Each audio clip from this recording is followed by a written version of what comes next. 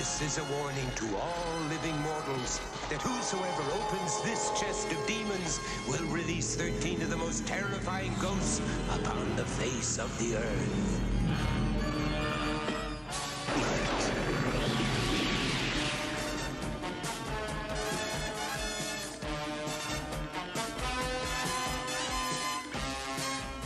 Let's get him, Bogle! I'm Richard Weird! Only you can return the demons to the chest. Liars! Because you let them out.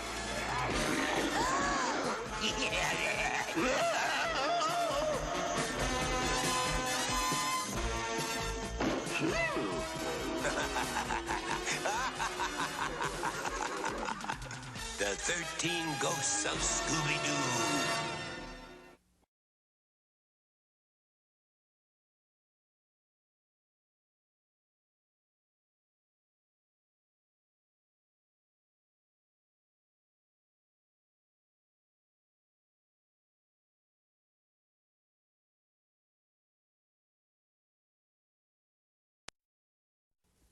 This is a warning to all living mortals that whosoever opens this chest of demons will release 13 of the most terrifying ghosts upon the face of the earth.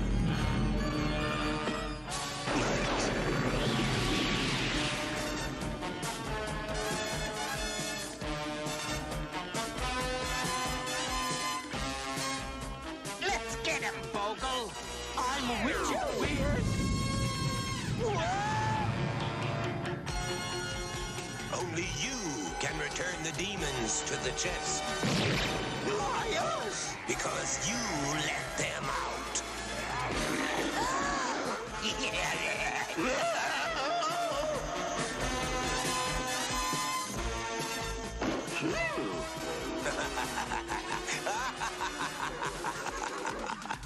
The 13 Ghosts of Scooby-Doo.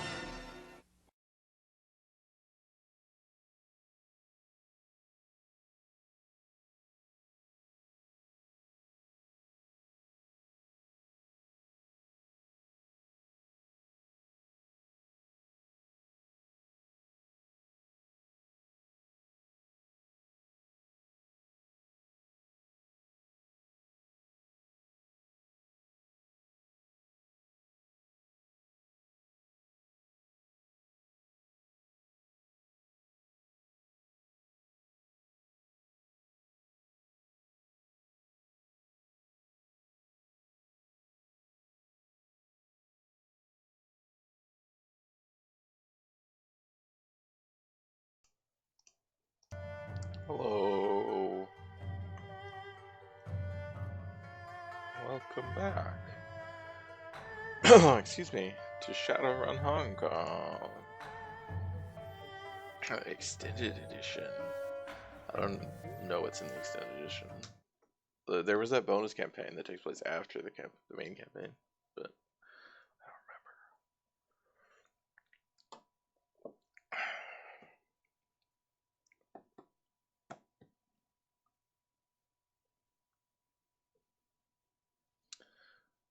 So yeah, we finished last time by talking. We spent a long time talking to people after we did one mission.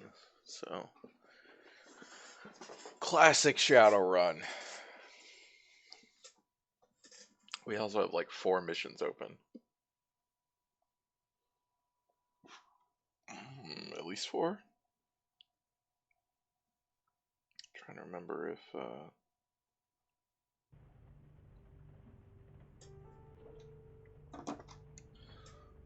go here. Let's see. Yeah, we haven't gotten to talk to Kindly yet.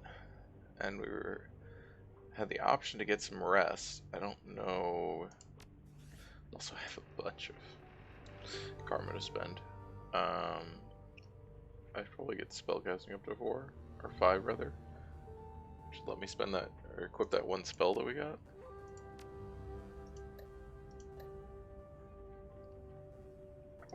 Can I not see my stash in here?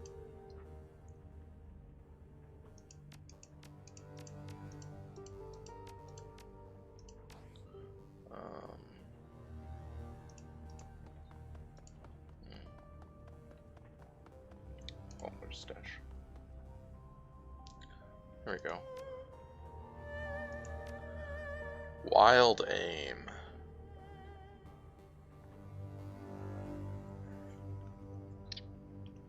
It doesn't affect AoE abilities. Next closest ally will also be affected, which is pretty good. Oh, the mummy spirit talisman. I forgot about that.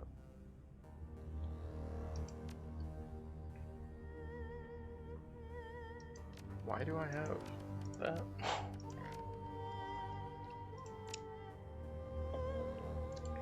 Do I need to buy anything? Did I buy Duncan's sniper rifle? I don't remember. Wish I...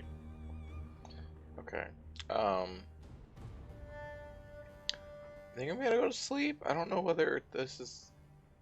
I think it's probably fine. My only concern was whether, like, I don't know, Kindly would get mad or something, that I'm not immediately going to her, but I think it's probably fine.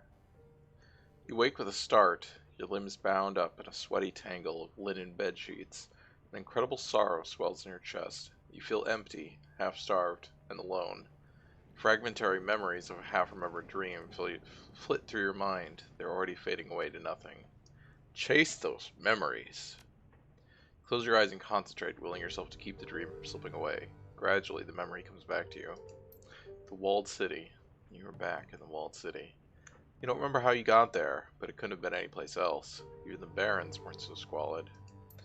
You remember craning your neck to look above you. The buildings that made up this part of the walled city were new construction, even cheaper than the old. Now their foundations had rotted out from under them, and the buildings leaned into one another like a gang of drunken men. A rain of plaster and asbestos sprinkled down, dusting your shoulders. You began to creep forward, picking your way past the piles of refuse and debris, past the pimps and the dumpster fires, the broken glass and the dirty needles. The air reeked of rot and sewage and industrial waste, a disgusting melange that caught in your sinuses and crawled down your throat. You gagged on the stink, but it didn't slow you down. In the back of your mind, you knew that you had no reason to be doing this. There was nothing for you in the walled city. You shouldn't have been there. But the rest of you was hungry, unbearably, indescribably hungry, and that part of you knew that if you keep moving, you'd finally get to eat. As you forced your way deeper into the walled city, locals stood at their windows and stared. Inexplicably, some of them dropped to their knees. You kept moving. You could see something in the distance, a silhouette. Something enormous, at least twice the size of a troll, but delicate. It was beautiful. The huge figure beckoned you, gesturing with slender limb. An explosion of warmth filled your chest, and you knew that if only you could reach it, your problems would be over. She, would make all of your sorrows disappear. You moved forward at a crawl, but the figure felt impossibly far away. You reached out, calling to her. And then you woke up. The empty feeling in your stomach slowly fades, taking the strength and vibrance of the memories along with it. Alright. Well, that was, fun.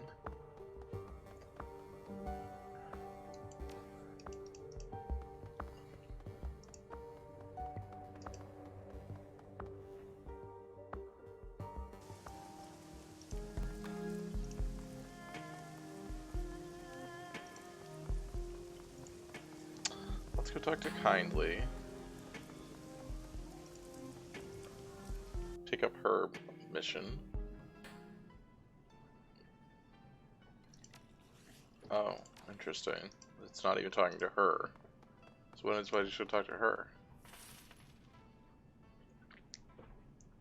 Kindly Cheng appears to be nearing the end of a harsh exchange with Strangler Bao. Oh, hi, buddy.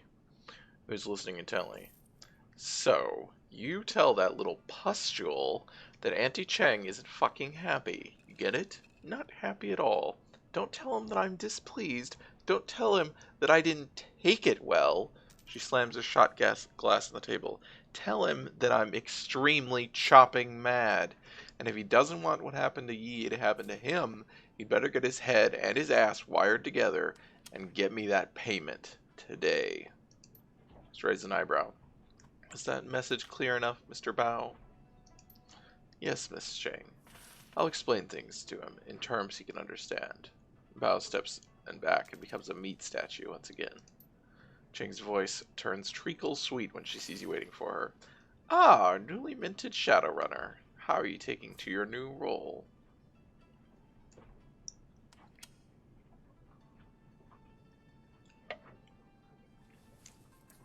So far, so good.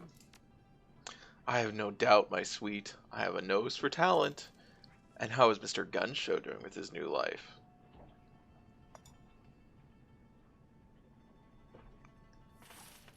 He's doing just fine, Auntie. Very good, my dear. Very good. She smiles. Was there something specific you came to see me about? Just checking in, Auntie. Pays to stay in touch. I agree, yes. Personal contact gets results. I have some good news for you. One of my people successfully planted a wiretap on the police's special duties unit. If news of your foster father or the plastic-faced man reaches them, it will reach me as well.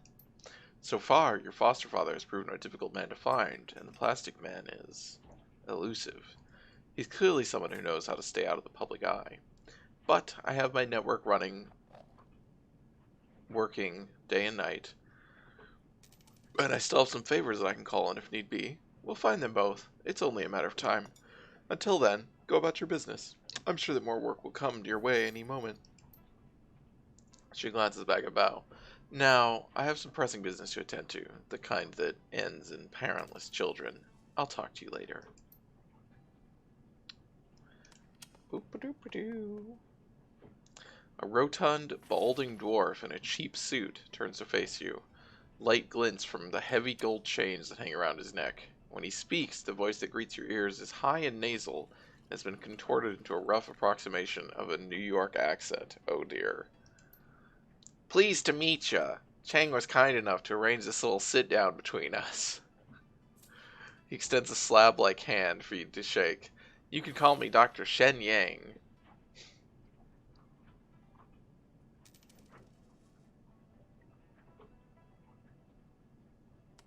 Pleased to meet you. His grip is as soft as his palm is moist. Oh, I forgot about, Nope. Yes. There we go. It's like shaking hands with a boneless ham. You share a long and comfortably flaccid handshake before he finally releases you. Oh. I'm looking for a little outside help on a problem I've been having. Ordinarily, I'd handle it myself or have some of my friends see to it, but it's kind of delicate, you know? My guys would be noticed before they made any headway on the problem. So I figure, hey, I hire contractors all the time. Might as well get some contractors of a different stripe.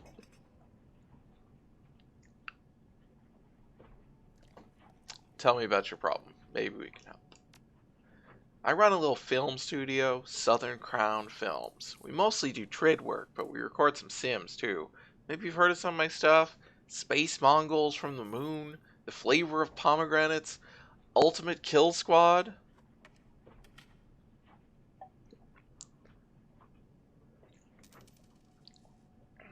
Can't say I've had the pleasure.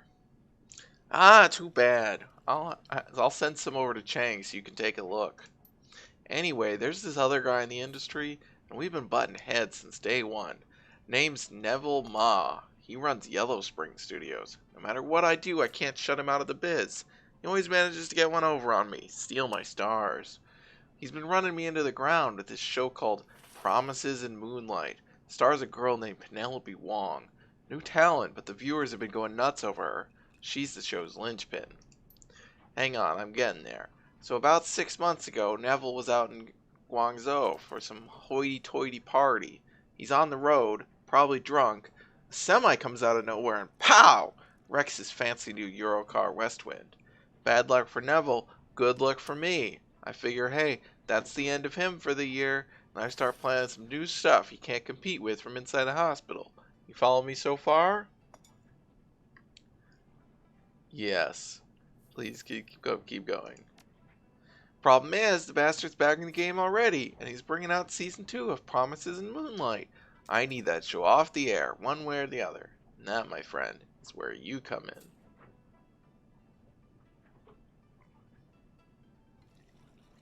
How long did it take him to recuperate? I tell you, kid, he should have been in that hospital for at least 3 months, and in physical therapy a lot longer. Only took him like a week to get out. Couldn't frickin' believe it. That kind of medical care costs top dollar. He's got a lot of money, but not that much. Recovery time like that means one of two things is going on. Neville could have found himself a silent partner, someone willing to pay top dollar for cutting-edge care. I don't think it's likely, but it could have happened. If it ain't that, smart money says that he's been skimming off the top of Yellow Spring's earnings and not reporting it to the other shareholders.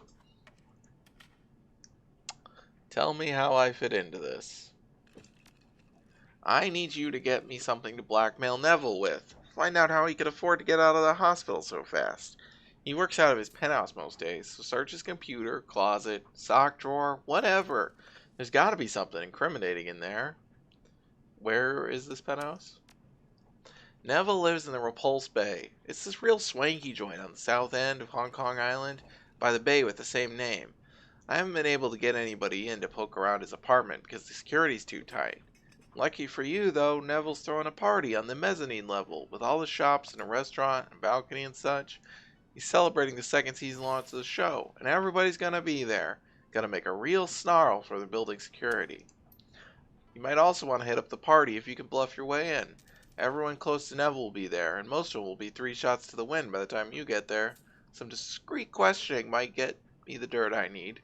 Just remember, if you go to the party, don't use your real name. Go with Argyle. Should be safe enough. There's nobody in the biz out there with that name. So nobody will ask questions about how your work's going.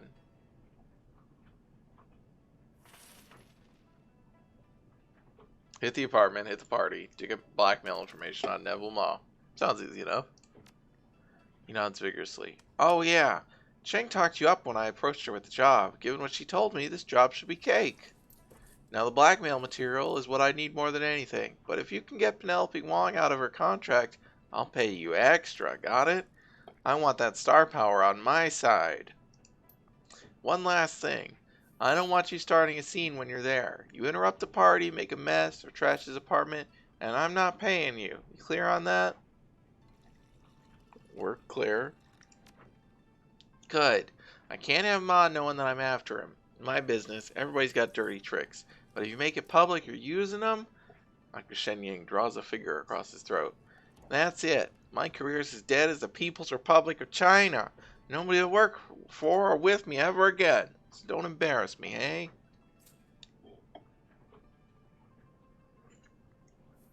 Understand. I'll be discreet. That's what I like to hear. You scratch my back, I scratch yours. You get paid, and I'll put the word out you're a solid hire. I mean, you don't seem like you deal with Shadowrunners much. Shadowrunners, Moonlight Prancers, who gives a crap? I got money and a job, and I don't care who does it as long as the price is right. What's more, I got a lot of friends around town, and a lot of them run in your circles too. Looks up at you, eagerness in his eyes. So what? We got a deal? You gonna do it? We have a deal. His grin widens. Good woman, that's what I like to hear. When you're done, drop Chang a line. I'll come meet you back here and I'll hand over the money.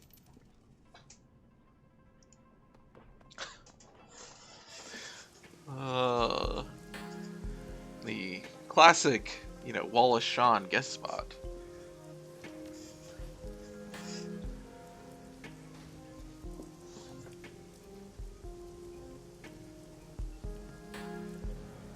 Did the cats leave? Oh, they did. Where'd cats go? Oh, I see one under the table in the or in the living room. Okay.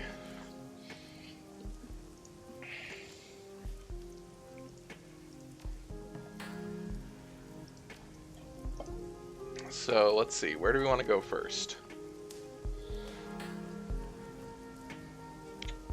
Let's do one of these first. Maybe the Sky Tower. Those are the original ones, so let's start with those.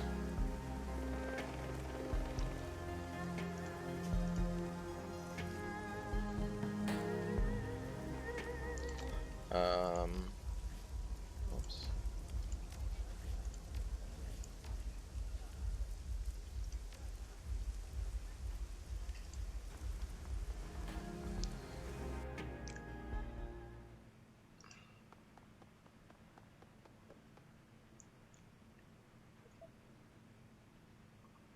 go to the Sky Tower to commit geomantic sabotage. Okay, so I wanna... Hi. Did we...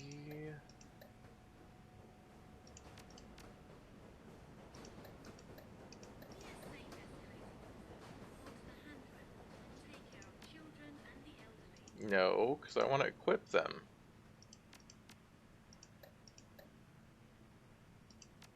Oops. Can I not equip people with shit? Do we equip when we're there? I think we might equip when we're there. Okay, but we don't have a thing in the... He doesn't have it equipped. So I need to go buy a sniper rifle for him.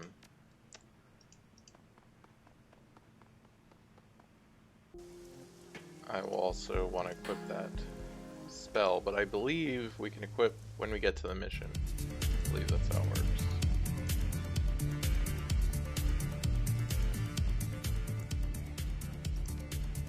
Okay, weapons. Alright.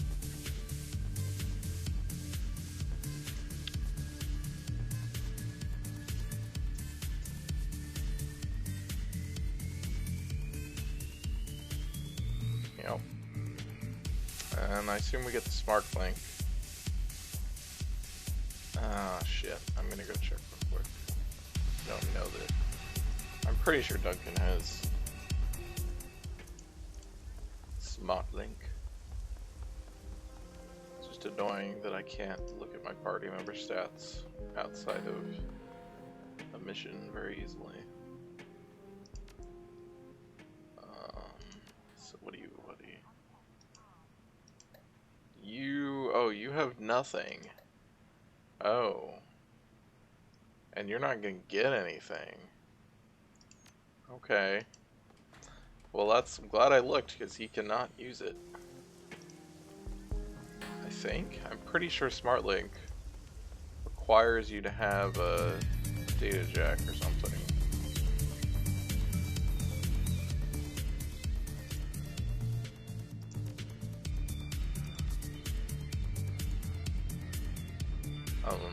Maybe? Actually... I thought it did? Try and look real quick.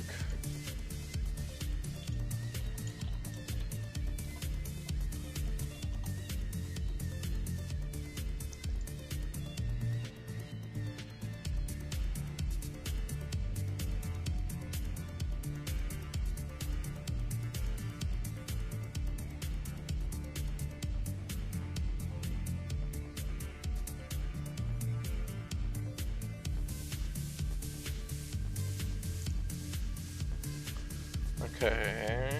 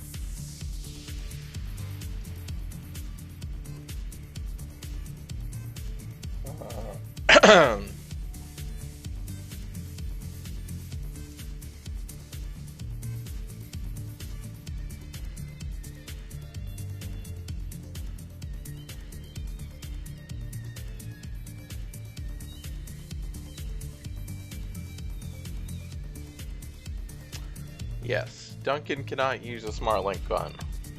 He doesn't have his shit. Okay, well, I guess I'm spending less money, but it is a much better, significantly better gun.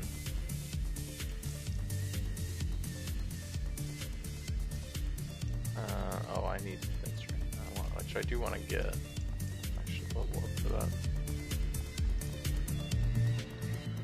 I don't need anything else immediately. mean, I could level up my stuff. I guess I can go look at Magic Lady again. I don't think she had any spells that I wanted though. I can get armor though, which may be reasonable.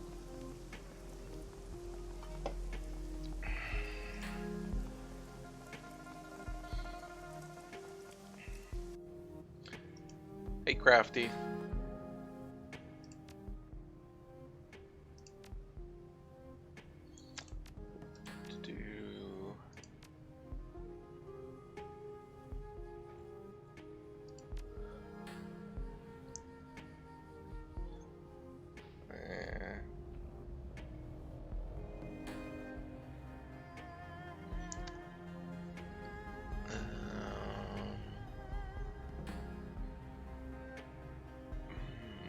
None of these are very exciting. This one's okay. Haste is the really good one. Heal would also heal would be nice, but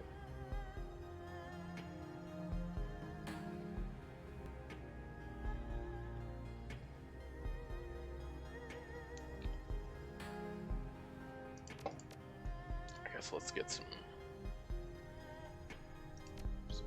shamanic ritual garb.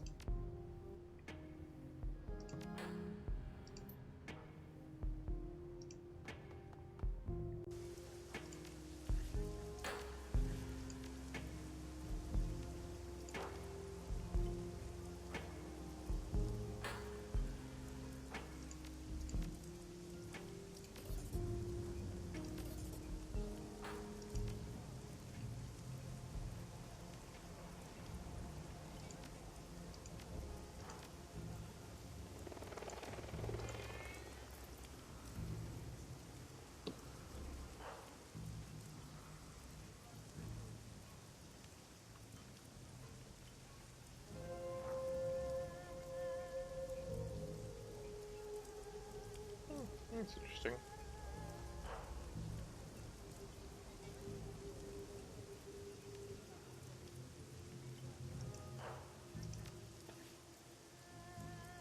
Okay. Let us go. Let us go. Let us go.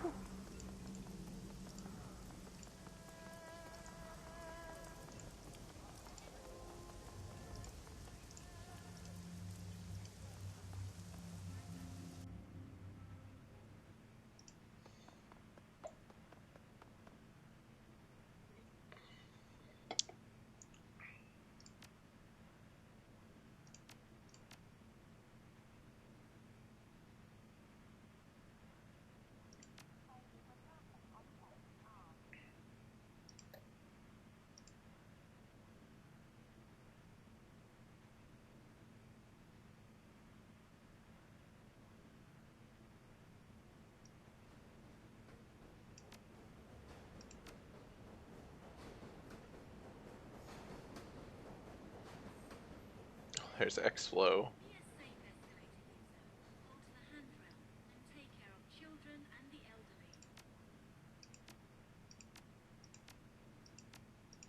Oh, she's got a bunch of passives.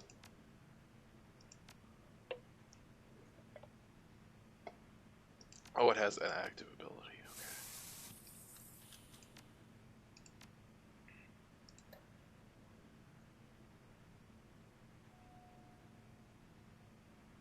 Well, she's at least, like, not terribly built. She's pretty decent. It's interesting that she has a data jack. Yes. And again, I hope I'm assuming that this is under the assumption that I get to equip things. Bad Chi. Subway flies over the tracks toward Aberdeen. Monsoon humidity clings to your skin as if it's following you from Hyoe.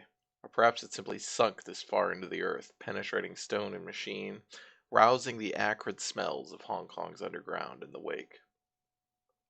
You've been handed a promising job, geomantic sabotage, with a simple objective: disrupt the flow of Wuxing Qi to destabilize the corporation. Your client is especially keen on the idea of Wuxing's famed geomancy being used against it, the ultimate humiliation. While the corporation's office space is a free game, the main target is Wuxing's treasured lotus statue, which resides within a temple on the topmost floor of the monolithic building. Your client's instructions are clear: the more damage you do, the worse the chi, and the better the pay. There we go. I will equip this spell. You will equip this.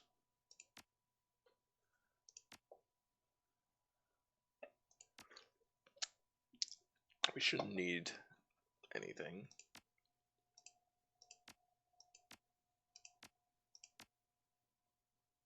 Reactor, you need better armor.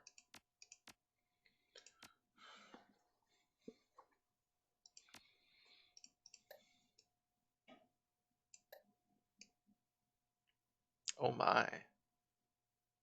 Look at me in my shaman outfit. Not sure about that headset. Not sure.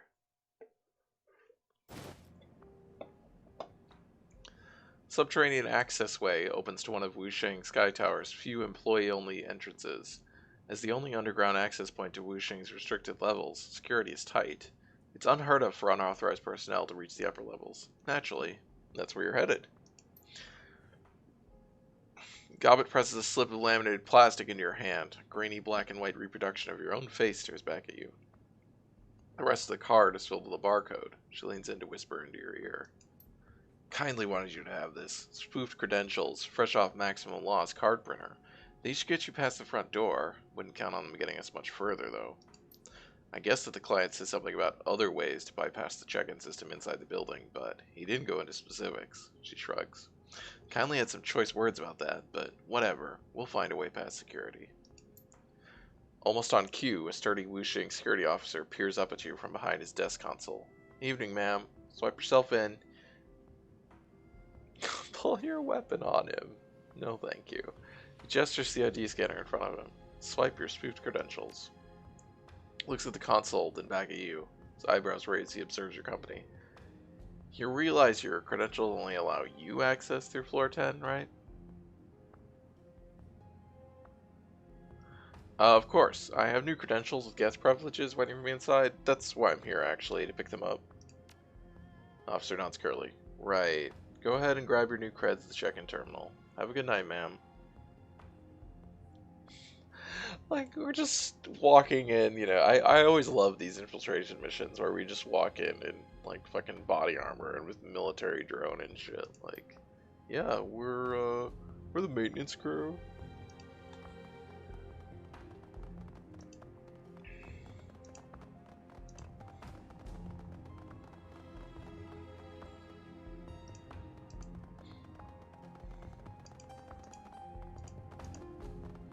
Whoops. Stern-looking security officer, flanked by two burly guards, greets you.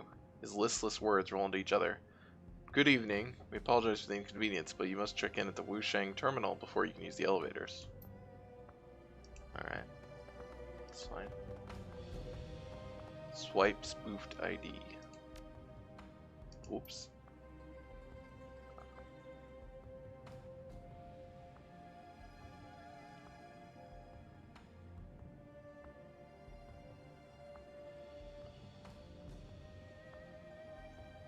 That's alright, I'll take it up with the front desk. Be right back.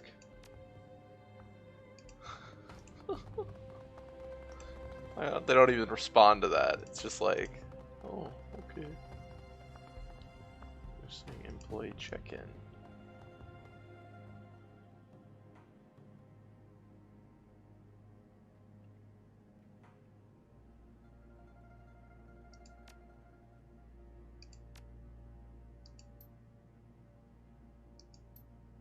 Whoops. Let's verify credentials. Okay. Alright, so we gotta go over here. The Matrix checkpoint. Jack in.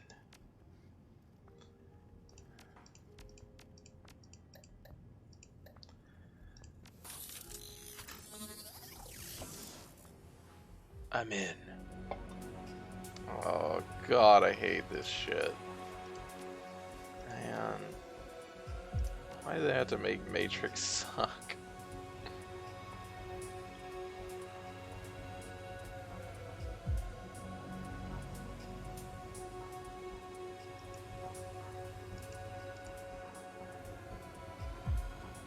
Oh, okay. I thought it couldn't see me there, but it could.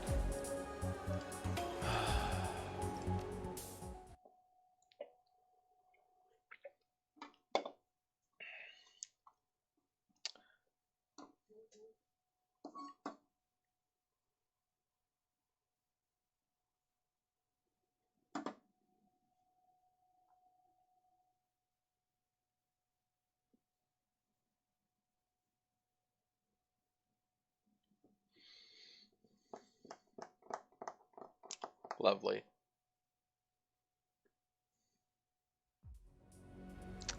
Okay, where is the limits of it? I guess like there.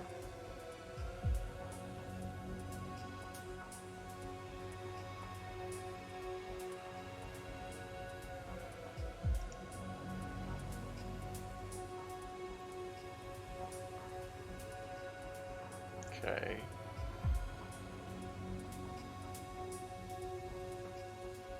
Well, how the fuck do you get around this though?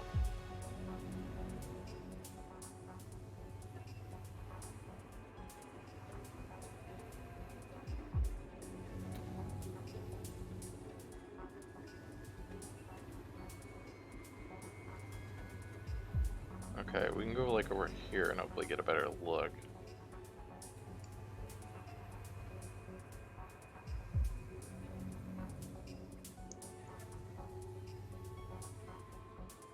How in the hell are you supposed to get around this?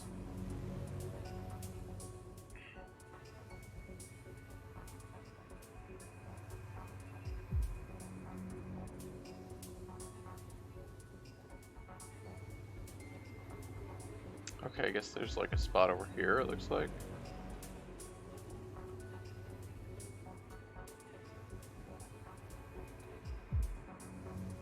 Yeah, okay. So we can get to here. I'm not sure that I can do that, but... Oh, I can go like that. Okay, I didn't realize.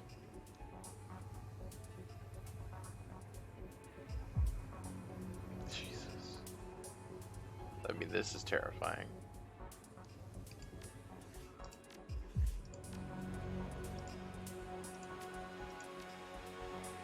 Okay.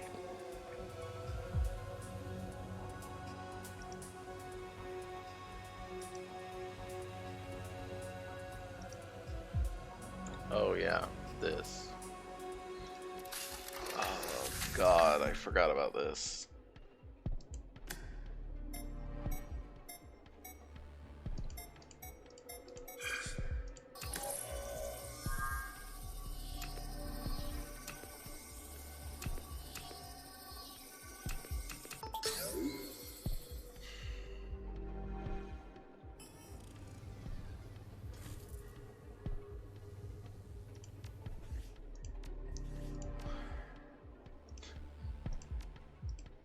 This is one of the most stressful hacking minigames.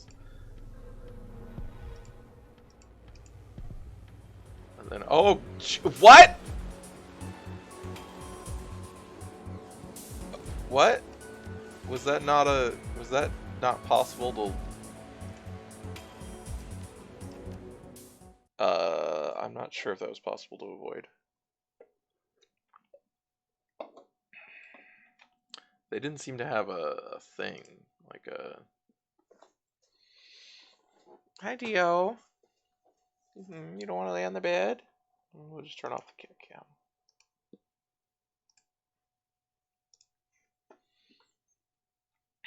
Hi. Hi.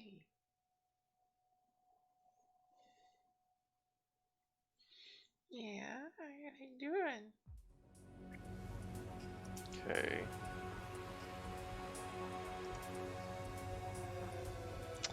Yeah, you can't see them at all, so that's fun. Like, you just have to take it, I guess. Which is why they was only like +5 each. But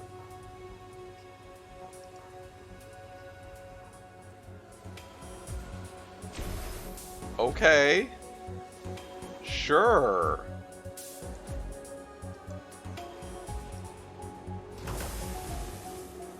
Nice. Alright. How much, like... Also, I can't heal myself out of combat, but...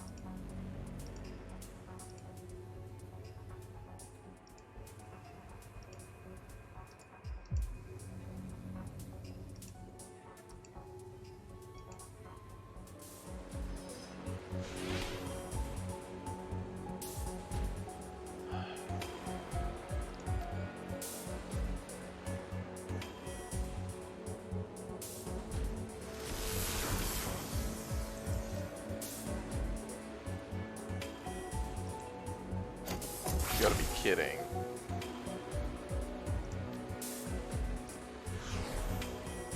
Alright.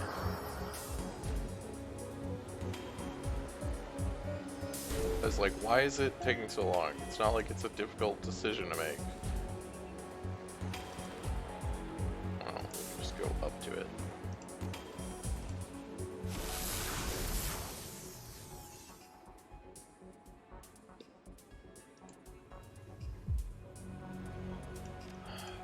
Save, because I hate this shit.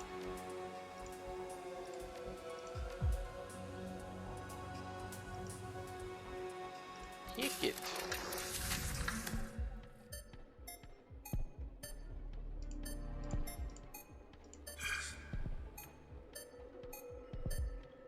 Oh, I didn't realize you could just keep going.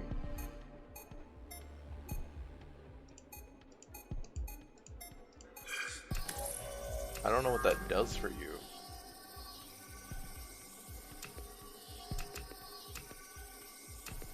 Shit.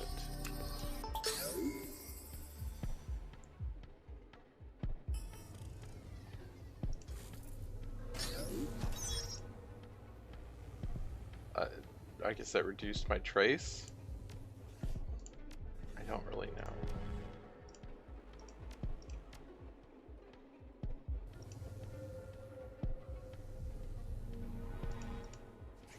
Oh god.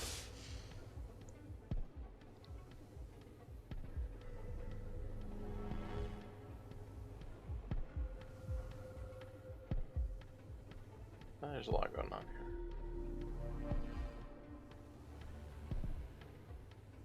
Nope, that was seen.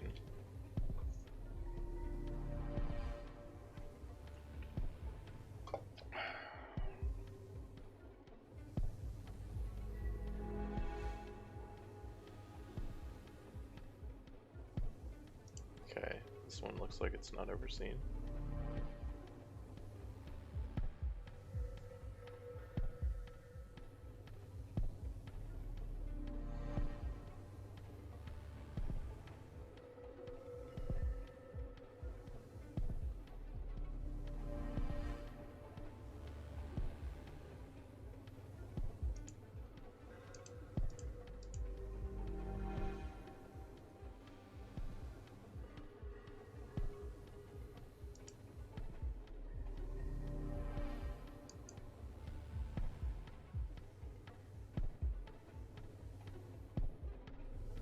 No, that's all gonna be seen. So, where do I hide? Like over here? This is really annoying, because I cannot see.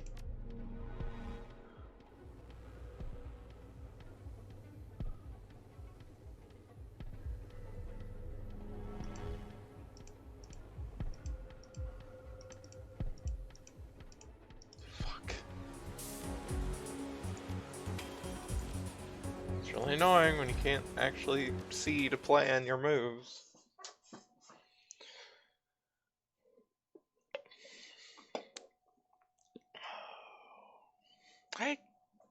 I'm gonna be continually like amazed and upset about this. Like, They went from a good system in Daggerfall to this.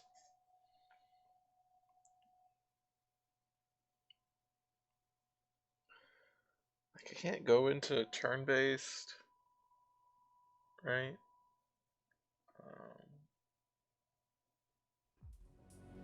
Yeah, I can't activate my thing to even, like, do anything. Okay, is that? I don't think so, but...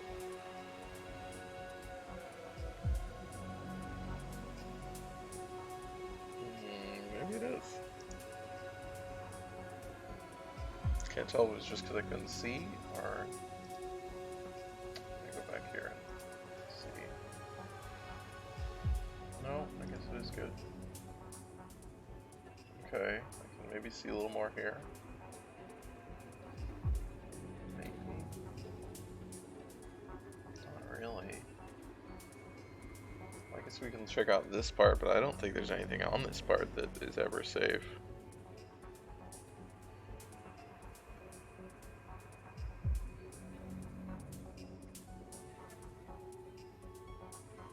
Yeah. It is not.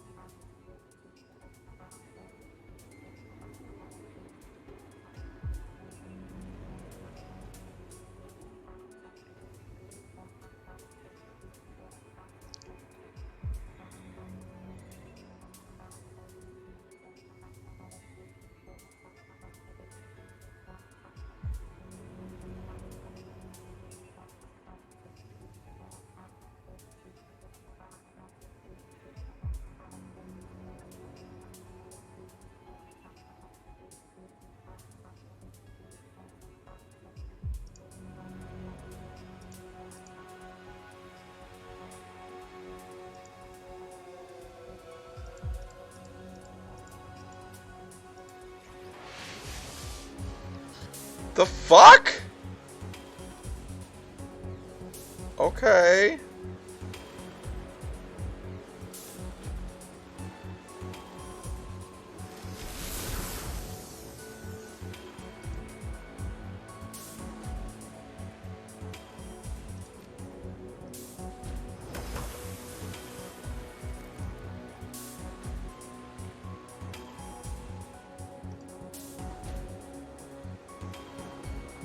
I don't like this.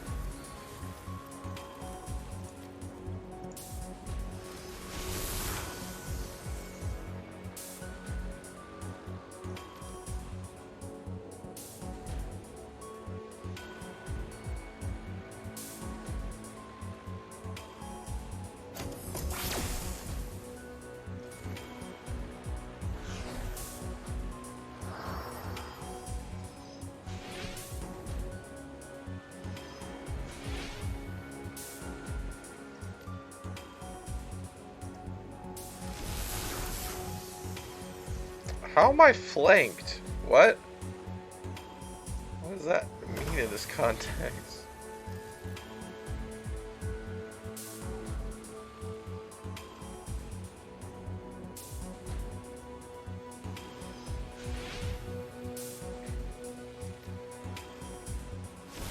What? How is this only 68? I actually didn't even, like... I just assumed it was fine, so I didn't even look at it. I guess, is this technically cover? It's around a corner?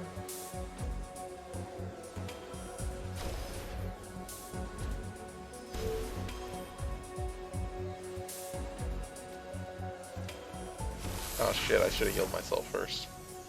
I was gonna heal myself. But I didn't think about that would kill it and take me out of combat, so I couldn't do it.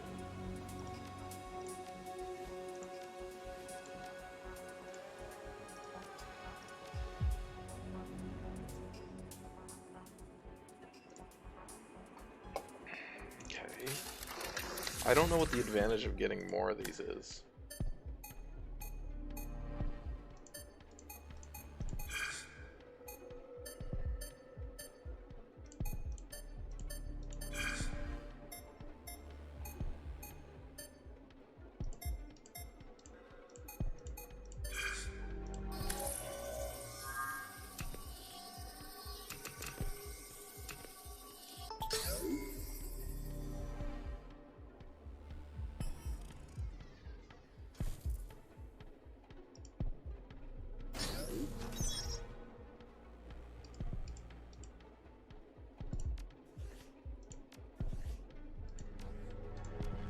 Yeah, you can't save your game while you're moving.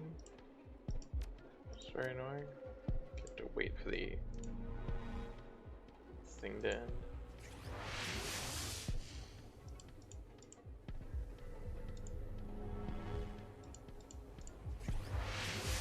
Okay.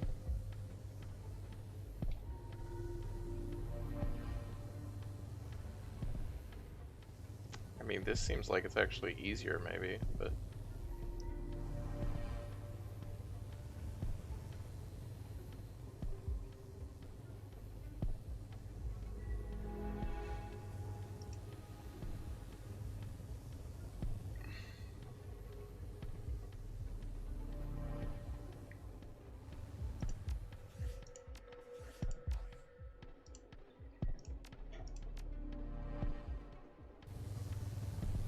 Where am I trying to get to, though? I guess all the way over. Ooh.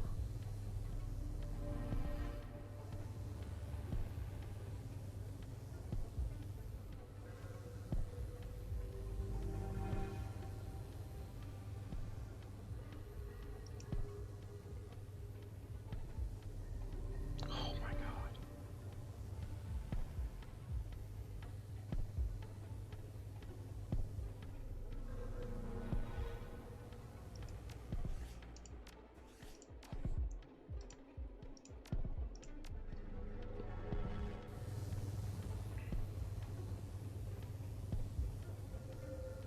This is too... Well, maybe not.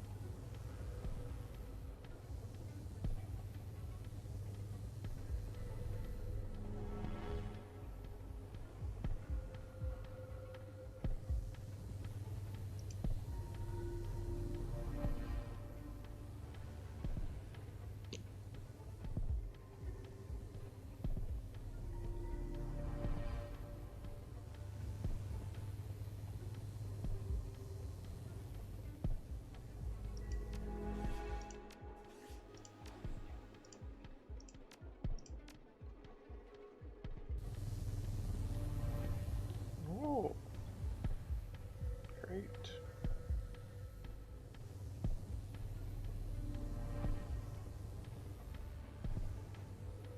Wow, does this not even... Is there still room here? Looks like there is. That's very surprising.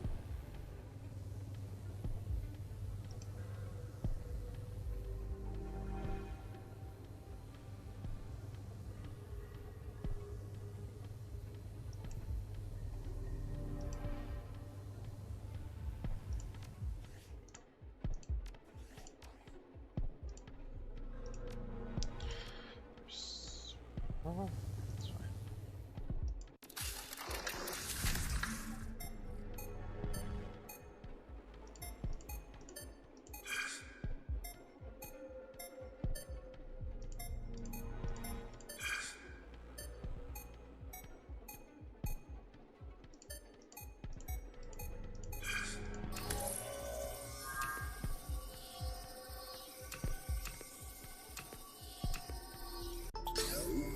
Okay.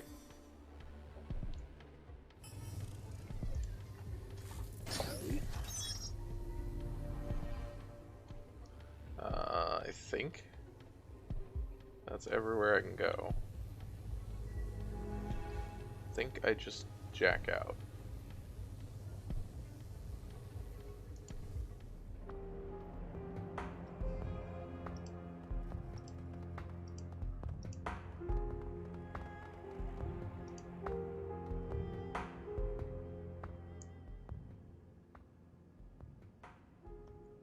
Guard watch you suspicion as you approach. You seem confused, ma'am. Something I can help you with?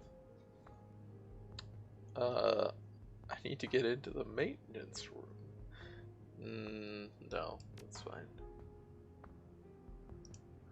Let's check in. Use security override to gain administrative access.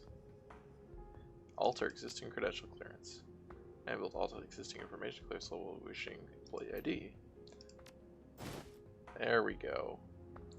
Heightened access employee ID. What?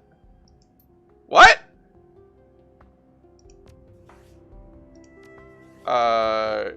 That doesn't make any sense.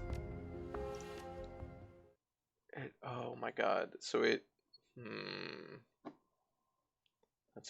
That's, I think, just bad scripting. So I think there's a difference between my spoofed ID and my heightened ID is what it said. It removed spoofed ID and added heightened ID. So I shouldn't have been able to use the spoofed ID then, because that was the old one. But it did it, and then it was like, oh, it's bad. Like, you used your spoofed ID. Like, I wanted to see what, yeah, that's what I thought was where this was, but this hacking is actually not hard, so.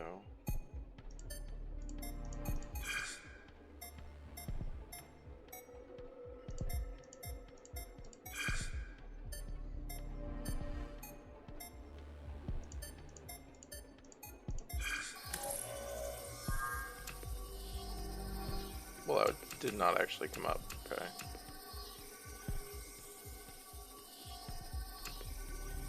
Please show me. No. Okay. Like, it seems like it's making noise with that when those things come up, but then sometimes it doesn't do that. So then you're just like, ugh.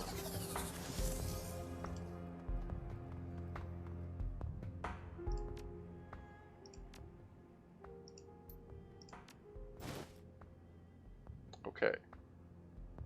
Yeah. Swift ID added heightened access employee ID.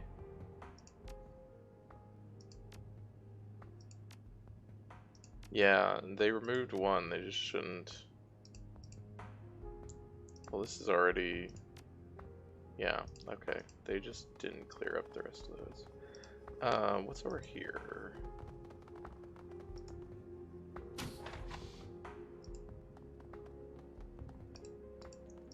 Somebody to talk to, I guess. If you wanted to try and steal an ID.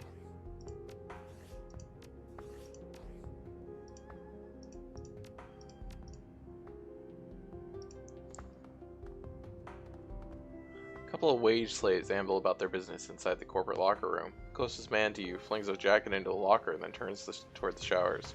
He stops short when he catches sight of you, his weary eyes widen in surprise. Ah, good evening.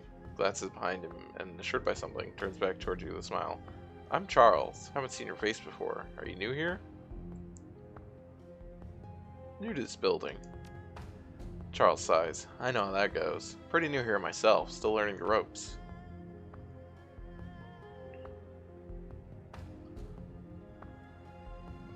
I'm just trying to stay out of trouble. Know any places I should avoid? Yeah, the upper floors are off limits. Highly restricted. He glances around and lowers his voice.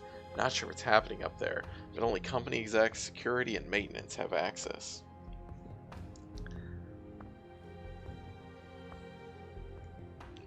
Do they all have special passes or something? Couldn't say. Never been to those floors to check. They could be using special passes or even scanning retina. But I think with how often maintenance is called up there, it can't be too time-consuming. Gotcha. Thanks for your help. Anytime, friend. Good luck. Alright, that's not very helpful. So you can try and spoof the guy into convincing you're with maintenance. What is our corporate etiquette is what I have. Okay. Let's try and say we're with maintenance. Oh, just clocking in. Give authentic employee ID. Nice.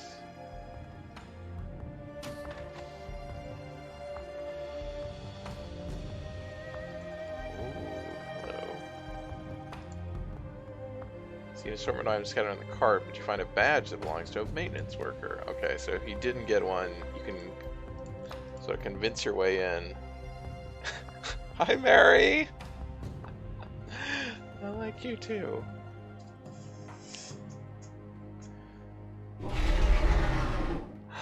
Oh, thank you, Mary.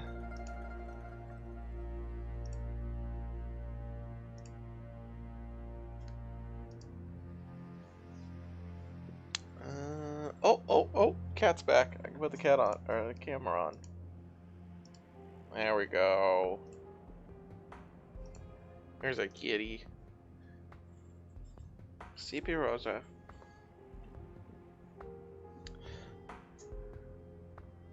So I guess we would have gotten a maintenance badge from in here if we could talk our way in. Let's talk to this guy.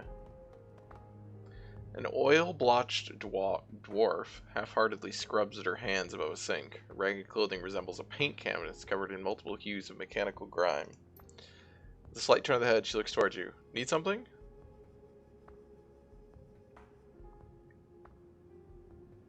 Your cooperation. I'm here to perform a security audit for Wuxing. Well, ain't that wonderful? Her voice thick with sarcasm. But I'll opt out. Wuxing's got me doing an air duct audit myself. And let me tell you, I made some pretty upsetting discoveries. Disgusting, slimy, biohazardous discoveries. She half turns toward you and plants a gooey hand on her hip. Maybe when we're both done, we can compare findings. Right now, I gotta get this crap off me. Good luck to you. You'll need it. Alright.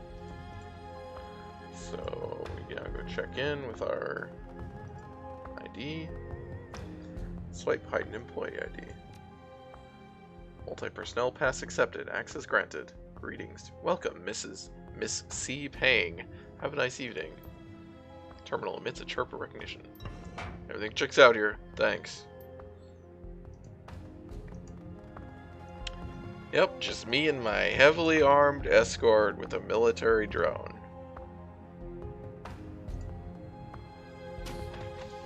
Oh, there's a glass door. Oh, that's... Alright. The pristine, hyper-sterilized office glistens as if every surface has been polished.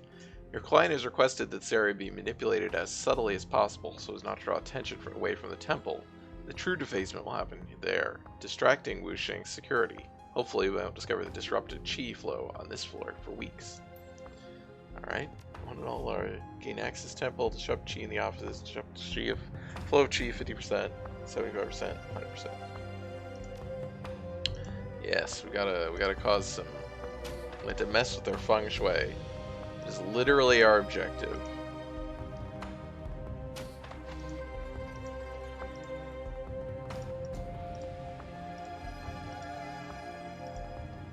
Chi point found.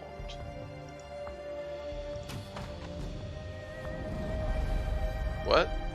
Oh, okay. I thought it was gonna like give me options about what to do, but I guess we just kind of. All right.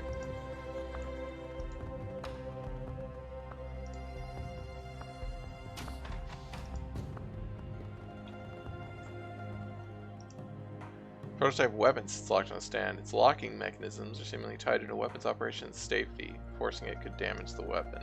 Okay. Well, let's get it open. Wuxing Research Terminal main menu. Several folders appear on the second window below the first. Search the floor plans documents. Amidst the documents, a few nuggets of information stand out. Sections dedicated to Wuxing Building's Qi details the geomancy plans and renovations they've made to increase Qi flow. It appears that Wuxing's already made hundreds of minuscule and a handful of not-so-minuscule adjustments to its floor plans and building infrastructure. A recently updated file marks its project to add new water lines for the temple's fountain as complete. The document ends with a large list of future modifications that the company has queued for completion, all ways to improve its positive energy output. Let's do this.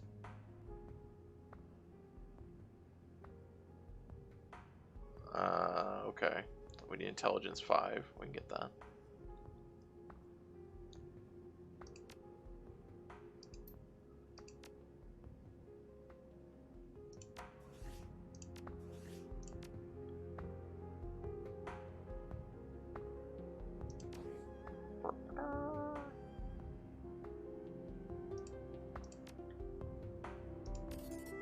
I don't know why it relies on intelligence rather than like hacking or something.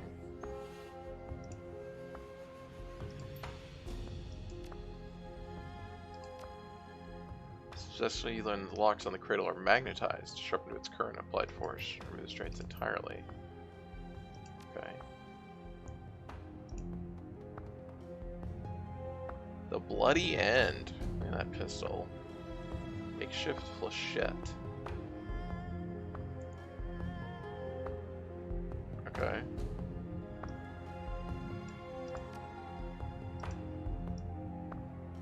I don't know who has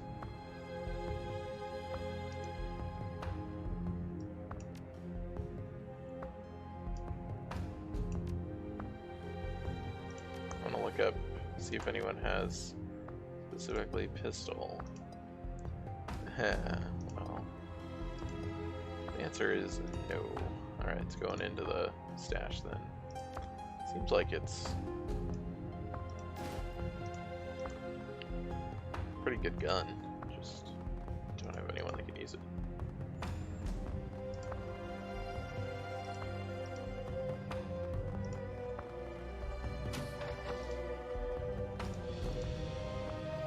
Power junction.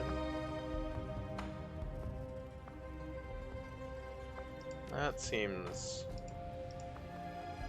I don't know, that might be too unsubtle. We'll come back to that.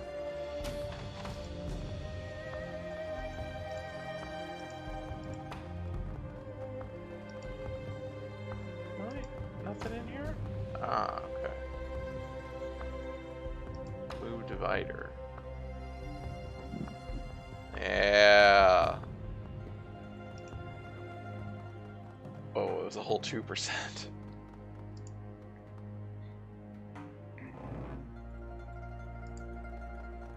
Oh.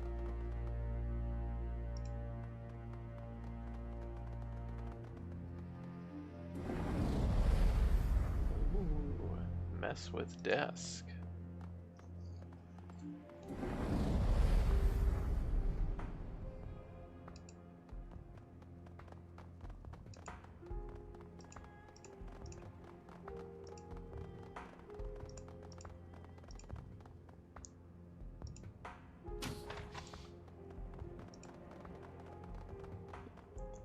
Mess with Jeff. Prepare for death. What?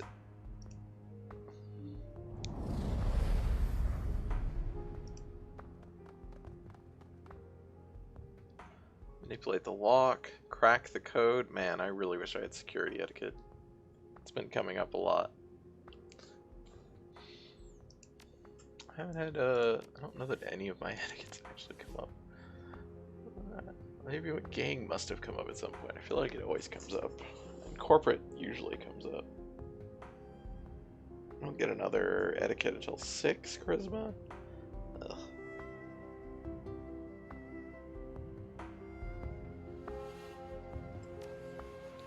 It's a parody edit someone made of the State of Overwatch videos that Jeff Kaplan does. Oh, okay. That is, yeah. Beyond, stringed clutter clips of individual words formed in videos. Gotcha.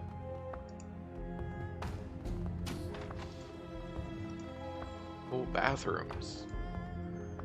Great places to disrupt chi. Yes. I can't see what it said, but we're doing something in the mirrors. Oh. Shit. Oh, it was break mirror. Fuck. I don't want to break a mirror.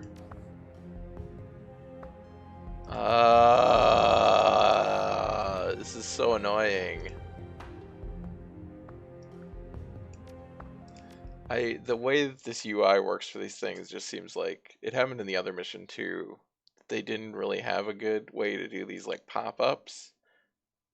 In the last mission it was the value of stuff, of the artifacts you're stealing. And in this one it's this one it's even like it's not even relevant. It just says chi point. It's like I don't need to know that.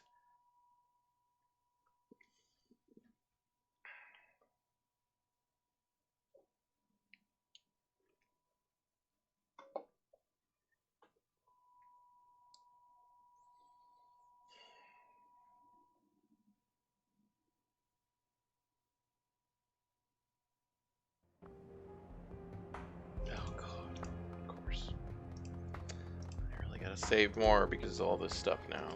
Like,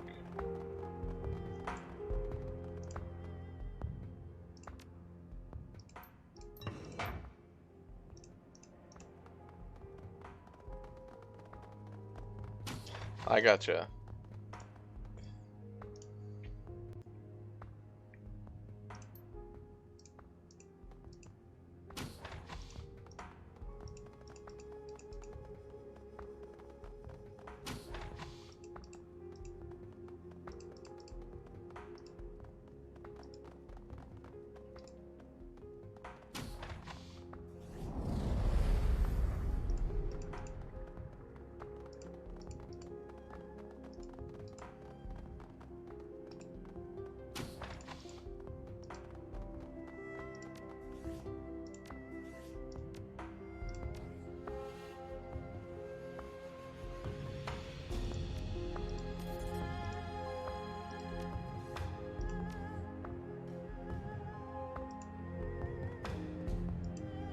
Excuse me? Oh, I had to actually look at this before I can... Yep, okay. That doesn't really actually make sense. Considering there's other stuff in it.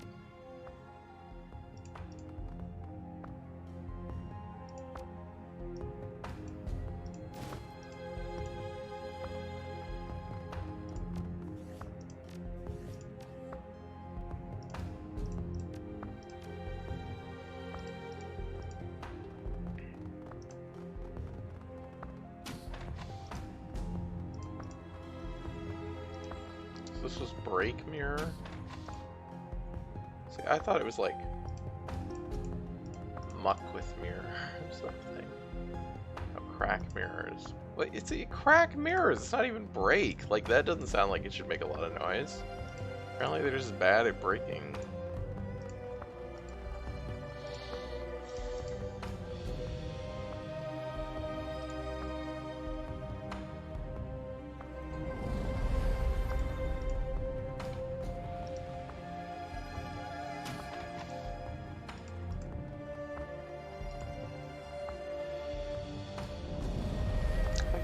The papers are 5, whereas all this other stuff is like 2. So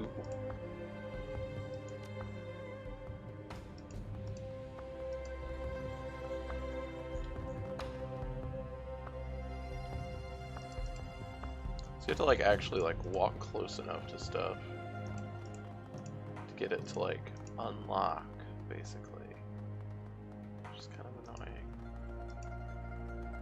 It's not like you're searching or something, it's just kind of like go stand next to stuff. Why can't we mess with this water? Don't you know?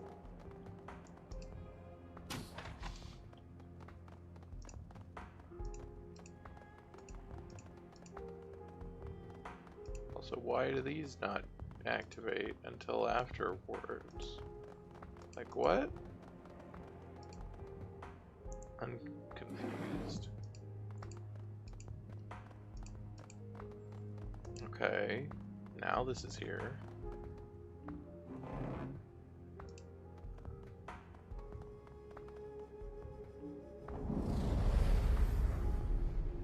And now this is here. What?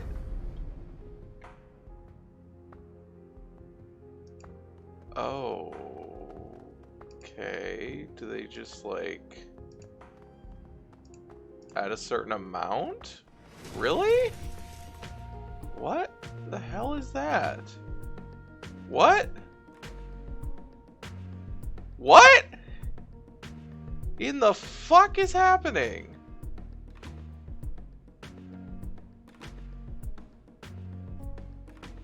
Okay, I guess.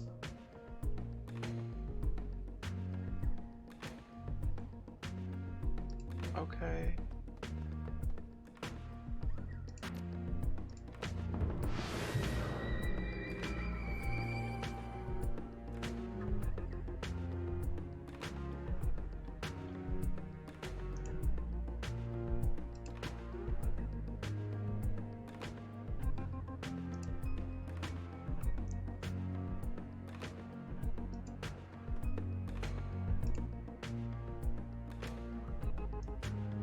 I think this is actually probably it should be.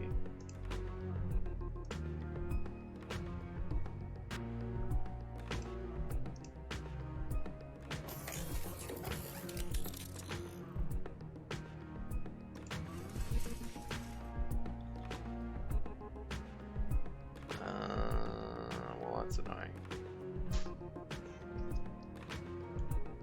Doesn't have Overwatch yet. Can't haste the...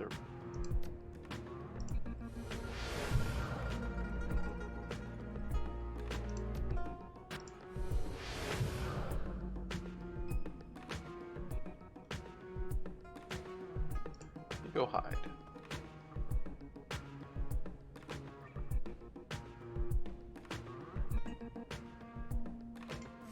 Wow. over there.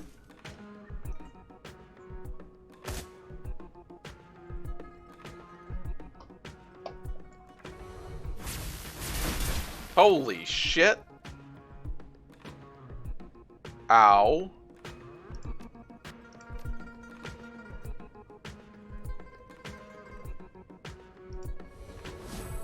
Like, what the fuck was that?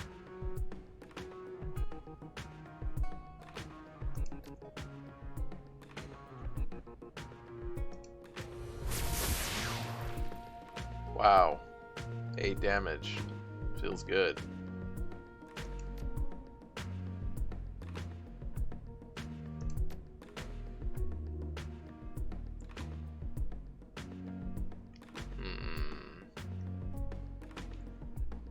I really want to kill that after what it did.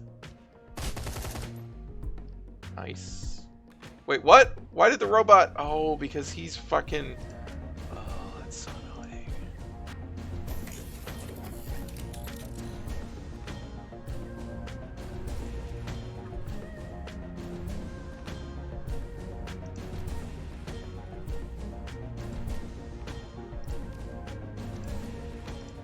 No, fuck. I meant to click Duncan. That is not useful at all. That's funny. Alright, Duncan. There you go.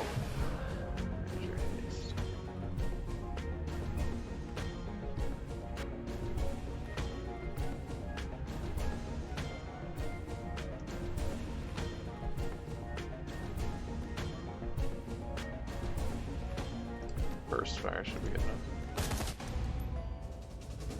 Weren't there like 4 of them? That was only 2. Oh, okay. Yep. Weird. Weird shit. Really? Because I can't see.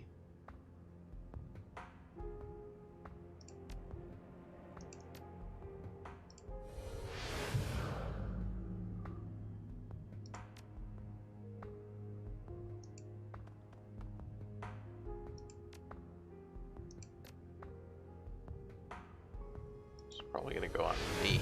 Oh no, it didn't. Okay. Well, it didn't go on anyone more useful than that either.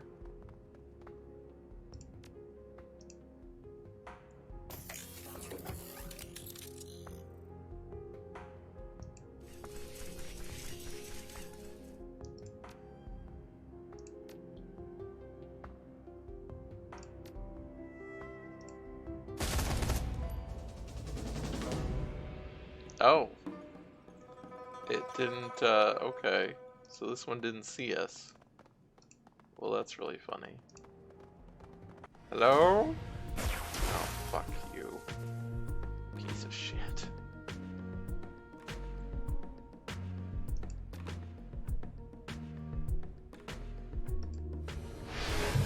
Nice.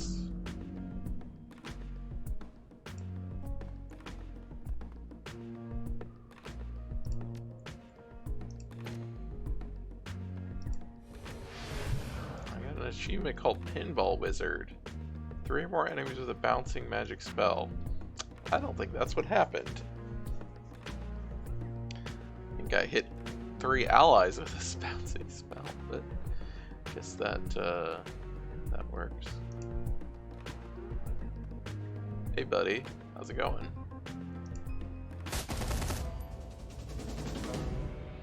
Okay, so it wasn't actually the mirror cracking, it was just like hitting 25%, I think, that somehow activated the chi defenses. I don't know. That's what it seems like.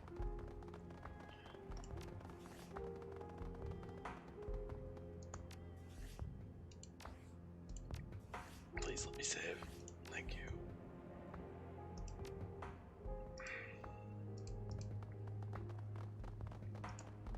So then I should be able to, I guess, crack the mirror. I guess then it doesn't actually matter, maybe?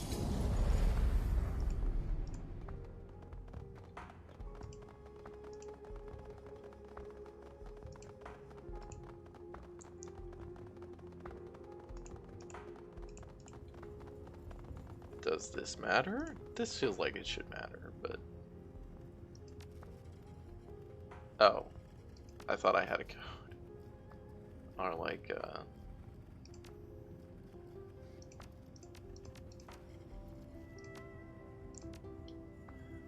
need to go get some, find... I wonder how you get this. There must be somewhere to find this stuff, but...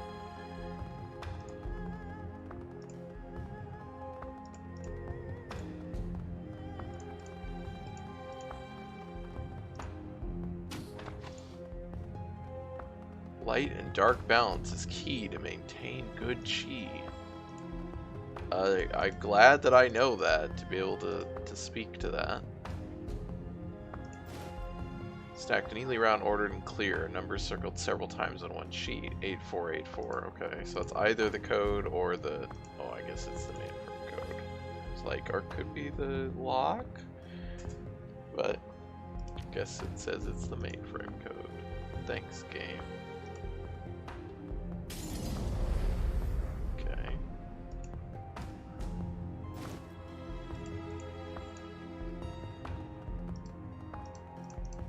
Can't mess with this? Or the light? What was the point of saying light and darkness is key to good chi? So I thought I only put one flame out, but I guess they're both enough.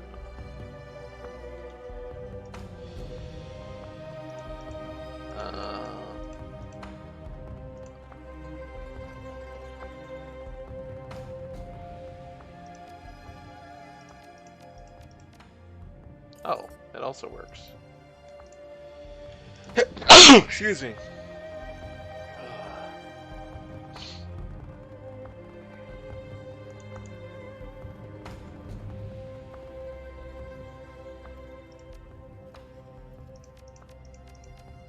Wow, what an idiot.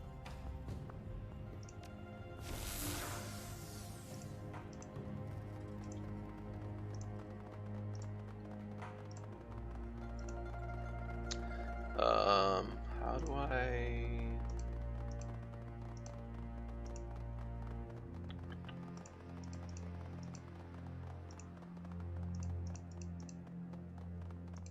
Did I come down in here? No. Okay. So at 50%, are we gonna get another?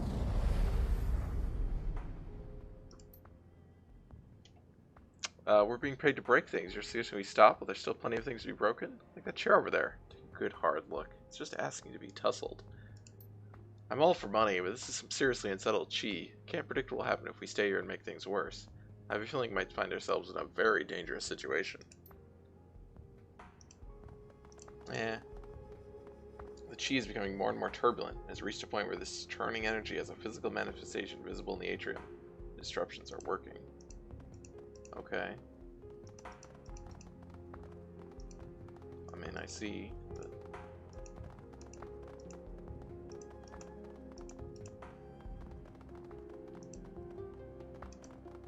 I don't know what else there is to disrupt, though. I would disrupt more. I just genuinely don't know what there is.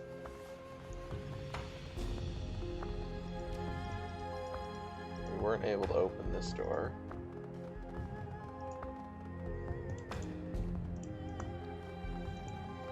We're not able... Oh, that is there.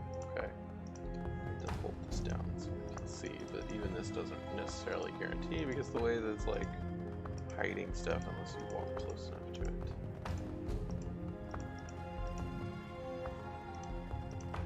So you have to do everything to get to 50%. I was kind of thinking that you didn't have to go to 50% because the percentage was including what you do with like the stuff you're gonna do up on top, and that would be like a big chunk on its own. But yeah, I don't know. I'm not getting anything. Like they're like, oh, there's still stuff to break. I'm like, well, I'm not getting the options. So if you could do that, if you could show me the options. That would be great. I would love to do it.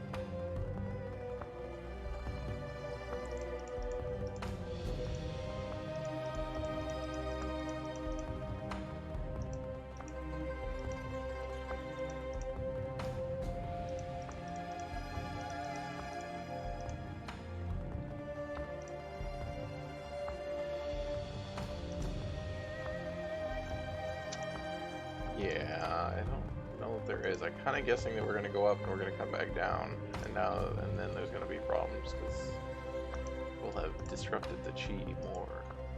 But I am unclear. I couldn't figure out how to get the more money on that other job either. So.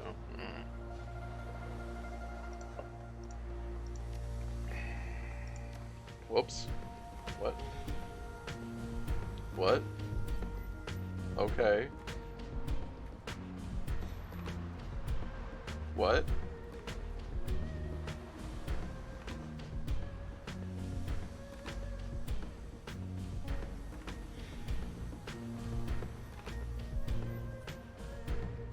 -1 willpower. Okay. Okay.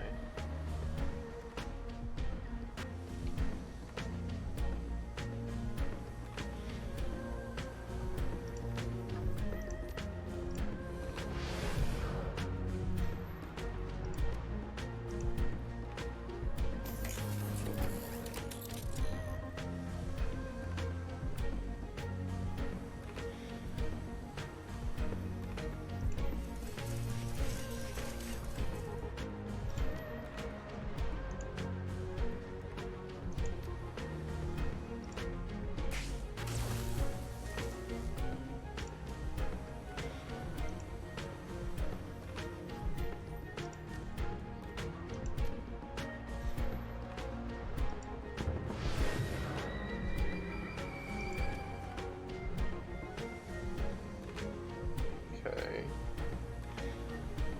Let's kill this guy. Nice.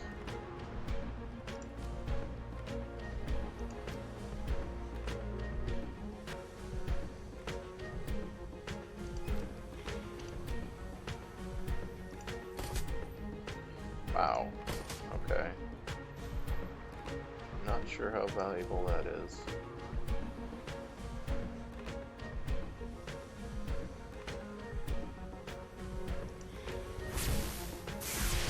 Nice. I guess I should have been shooting at that guy. You're good, it missed, thank God. Oh, wow.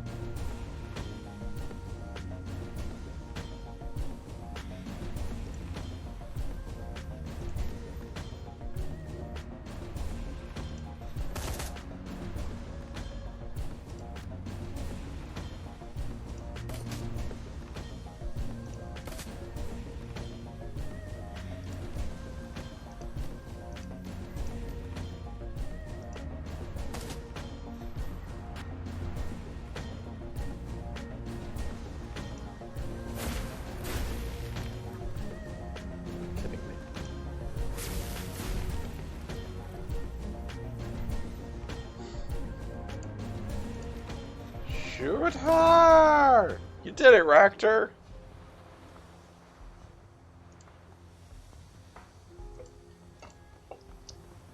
Where's the big old statue?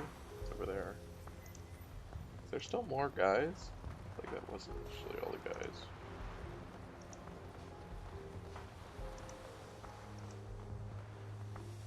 Yep. Alright.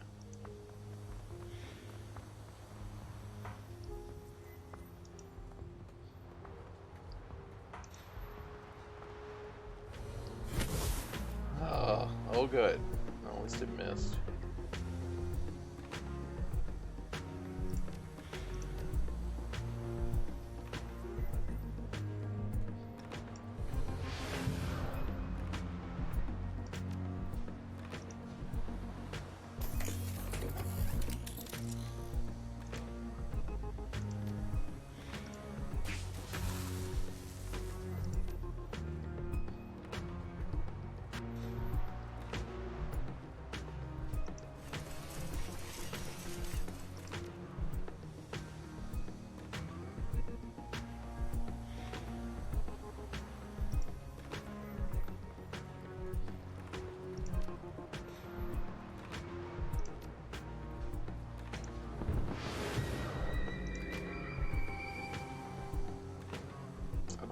stacks. So I think I just actually shoot those guys.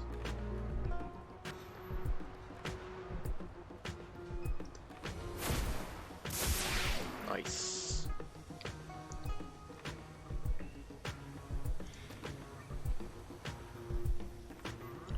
Alright, let's see if... Yeah. Nice. Alright, Duncan. Nice! That's good shit.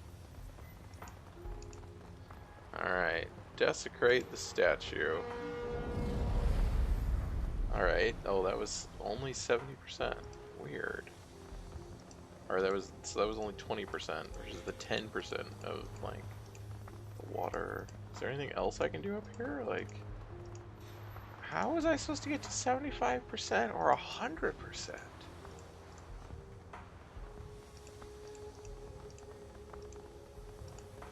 I'm so confused.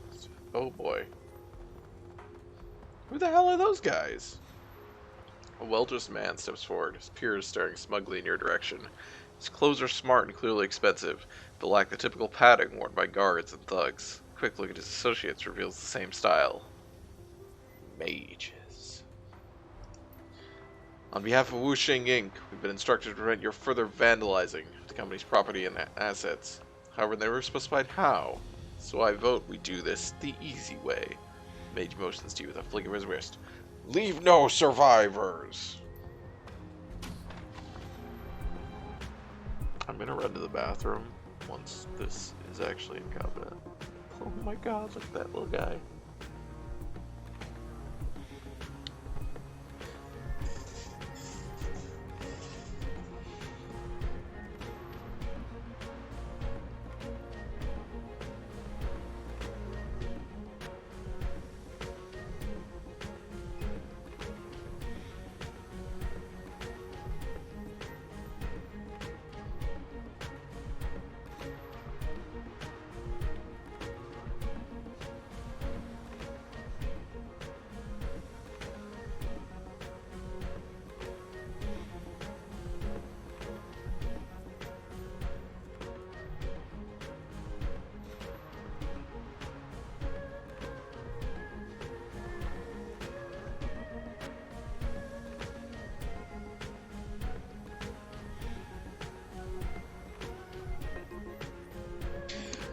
Okay, let's look at this here. So we got a bunch of mages, which is fine. Are we in cover? We're kind of in cover.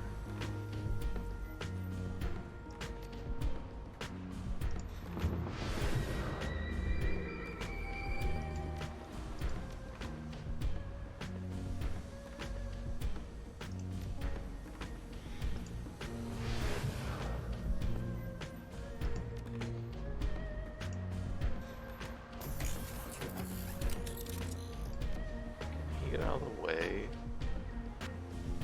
Not to anywhere like great, but I guess just run over here. At least still stay out of the be out of AoEs because they're almost certainly gonna AoE us.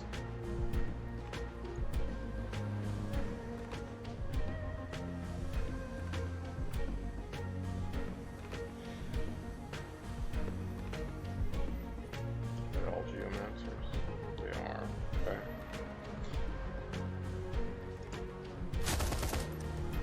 Wow, didn't die.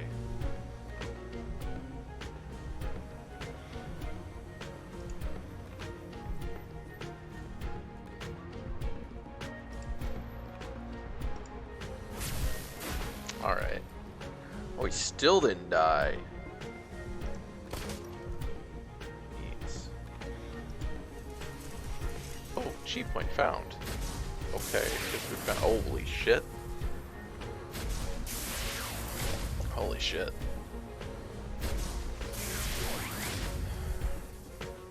So this is part of the problem with Magic, right? Is they've all got their mana balls, and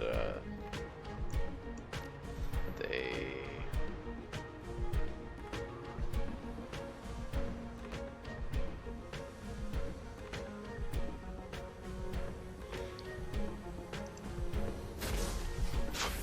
What the fuck was that? I mean, it actually wasn't that far off, but... Wait, what? Oh god, they're both... Shit. I didn't even realize they actually got knocked out. I thought they were okay. Oh, fuck. That's really bad. Please. No? Like... Cancel your fucking... Oh my god.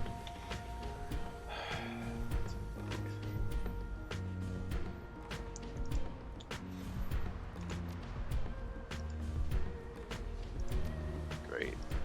Great. Fucking great.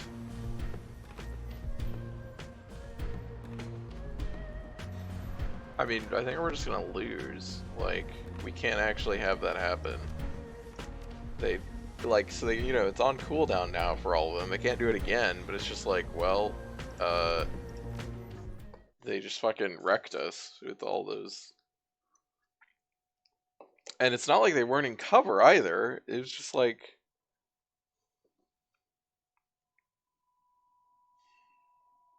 That's frustrating.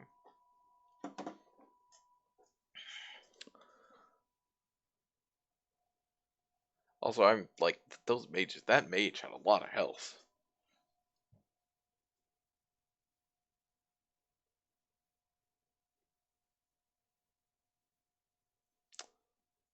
Duncan does have a...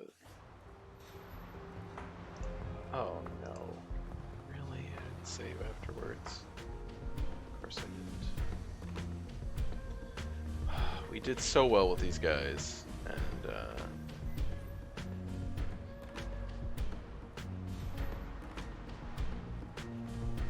so annoying. God.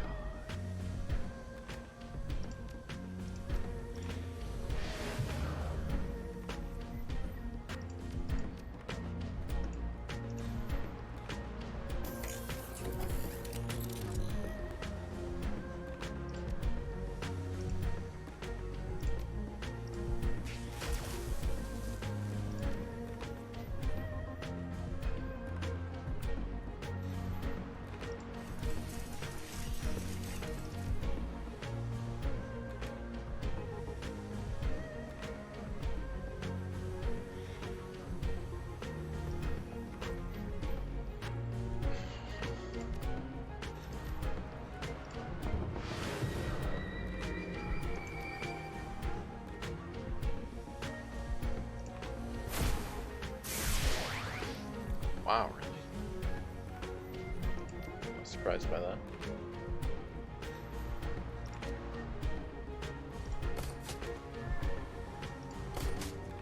Nice, okay.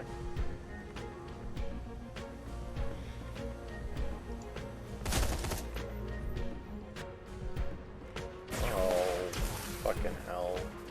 Alright, as long as that one doesn't hit, it's going to.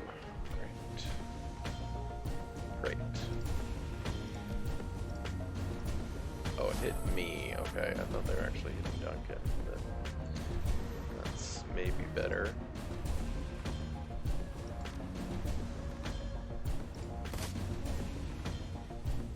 Oh yeah, let's just kill that. I forgot that it had that silver repel. Why do you have such low accuracy, buddy?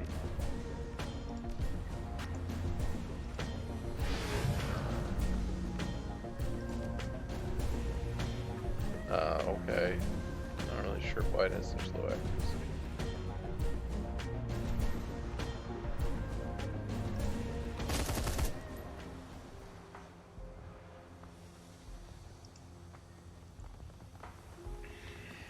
That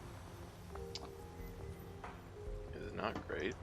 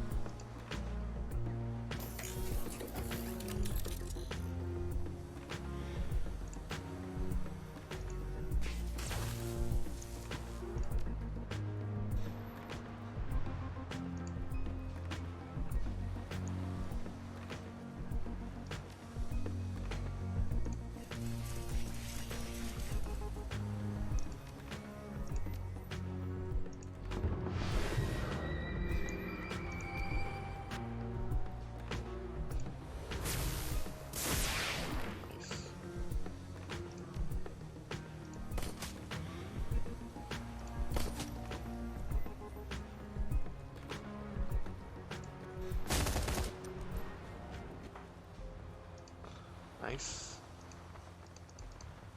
Oh, okay. Yeah, there's still some out here, I guess.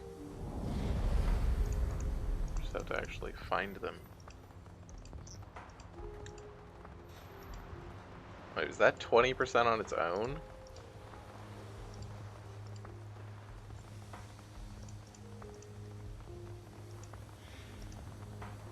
Let's save.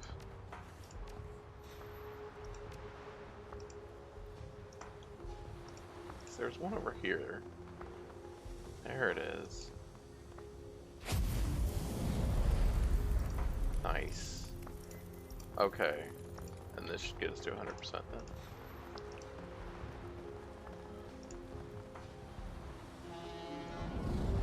There it is. Oh, and we get our karma. Sweet.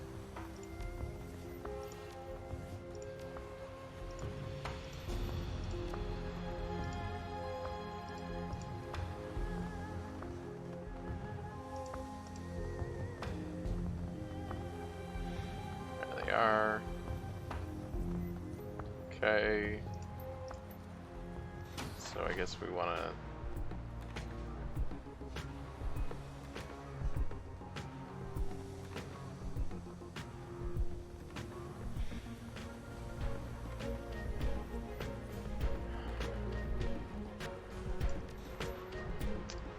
You are unfortunately kind of out in the middle of nowhere, which might be bad, but to be honest, still want you to hasten him. I still want you to activate. Let's try and probably still do this.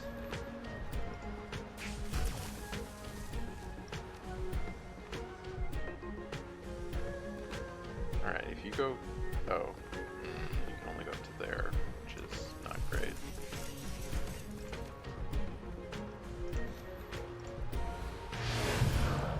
Okay, sure. That makes sense. What is that? What is that fucking... Oh. Please do.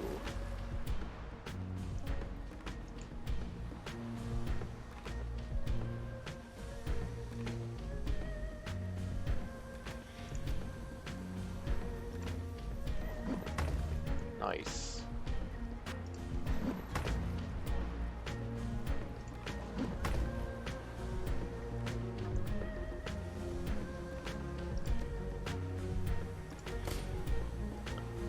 You missed a 99% shot! Holy shit.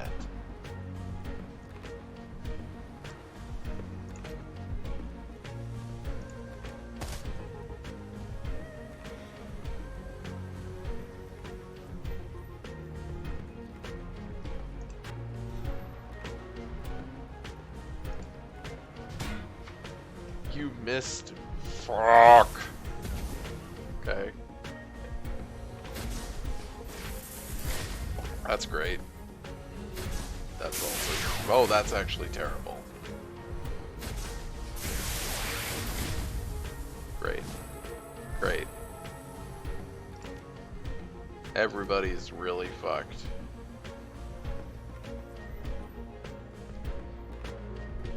Why is it not showing me? There we go.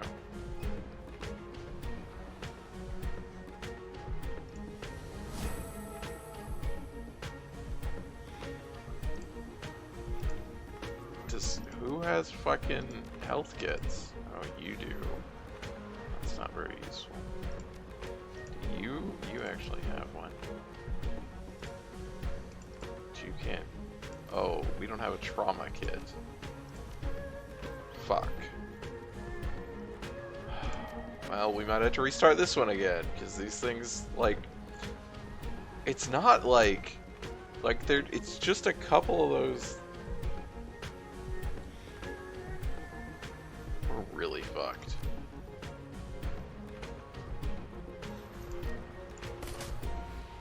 Great.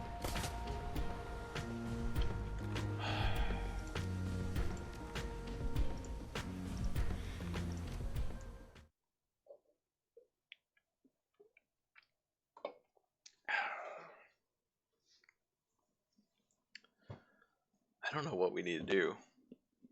Like retreat when they show up?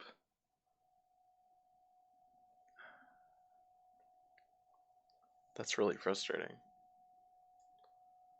They're just AoEing us and getting crits and like dealing so much damage.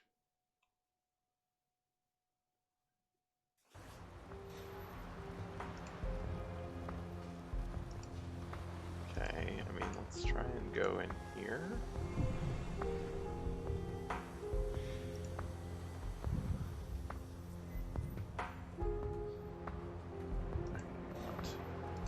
I mean, this is a better location. There's at least cover over here. Okay.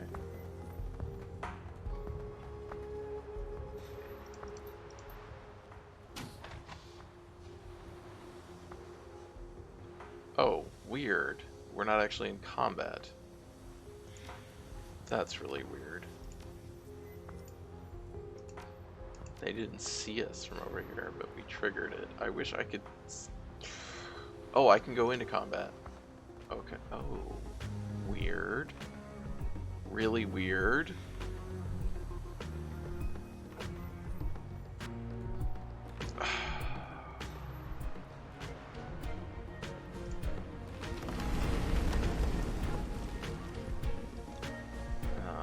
I need to just like fucking run away.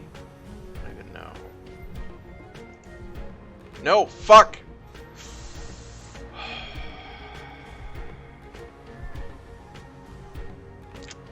I thought I had myself selected.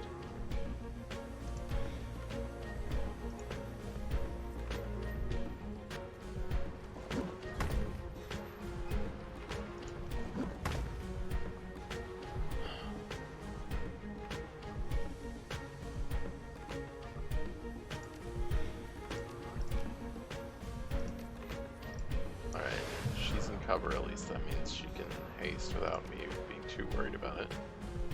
You can go like here. I'm still worried about these AoEs, but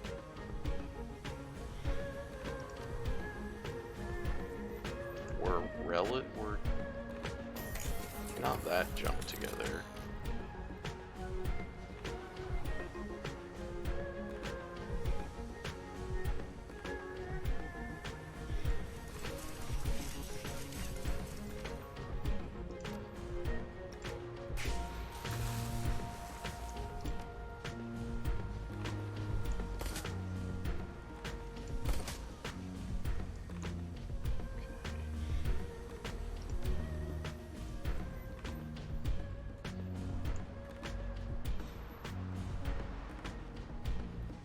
Not far enough for that to be useful.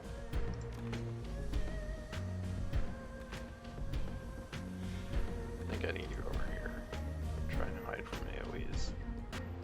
And do just like this. You missed two 70% shots. Alright, another crit.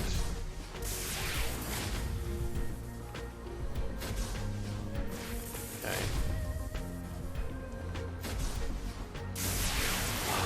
Oh, fucking hell.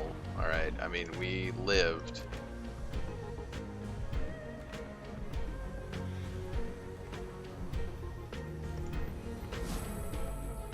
But, Jesus.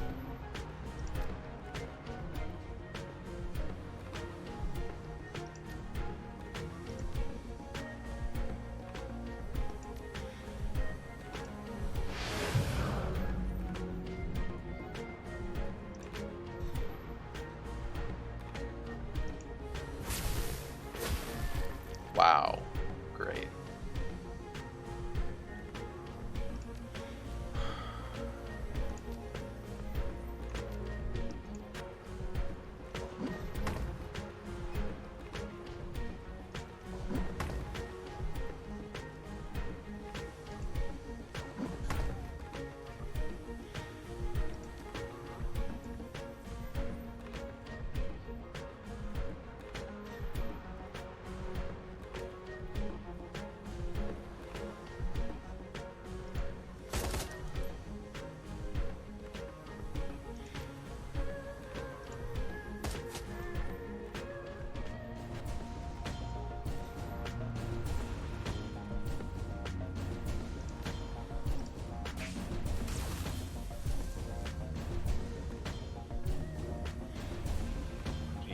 to, like, go hide back here, I guess. I don't even fucking know.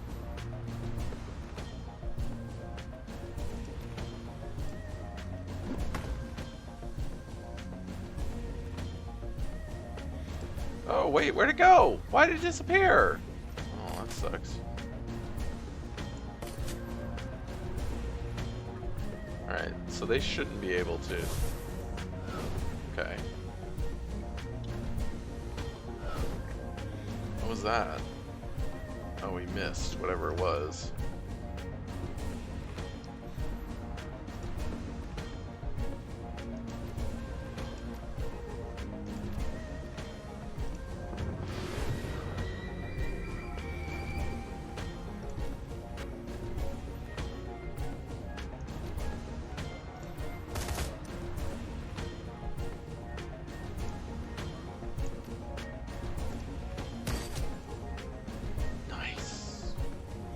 That feels good.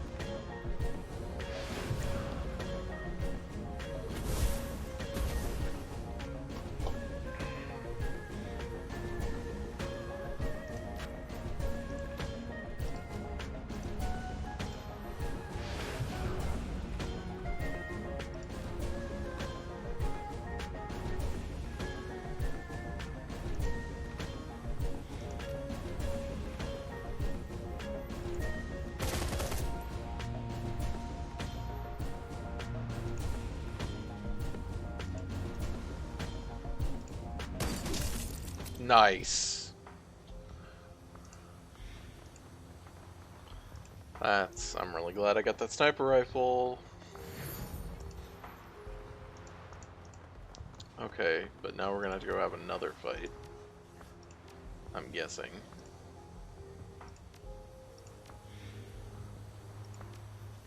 So what is everyone's health at? Alright. Oh wait. As you reach the elevator's control panel, you can feel the electric sensation of the chi dance across your skin. This feeling is noticeable, though it's not even magically attuned. The disruption here is that strong. Behind you, the trapped and turbulent chi swirls inside the iconic Sky Tower atrium. You can actually see the air around the atrium warp and ebb as the chi surges and breaks against the obstacles around it, looking for a way to move, to flow, and finding none. The job is done. You desecrated the Wuxing Lotus, and in doing so, blemished the prideful face of a megacorp. I thought we were going to go back down and have to fight a big monster in the thing. Not bad for a night's work. Turns his back on the temple. I think we did the job up to the client's standards, huh? Elevator arrives at the temple. Time to duck out the back door before security can respond further. I guess that was it. Okay. There we go. Wuxing won't know what hit them. The embarrassment of their own geomantic science turned against them will sit unfavorably on the tongues of Wuxing executives, maybe even get a few people terminated. Though no, it wasn't just the building you battered. You sent a message. Everyone has a weakness that can be exploited. The change in feng shui should keep them spinning for months. The complete disruption of their qi, the destruction of the temple, and will cripple the energy at this branch of the company. And with Wuxing focusing on destroying their temple, it'll be a long time before they discover the full extent of your assault. Woohoo!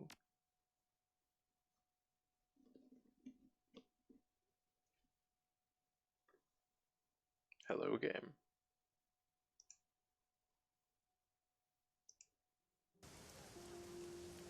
It's getting there. It's getting there. There it is. Time to talk to everyone.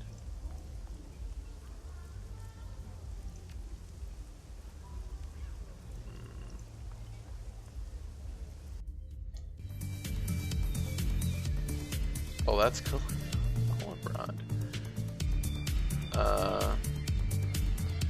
The most immediately noticeable thing about this orc is his immaculately maintained red mohawk and the beer he's busily nursing.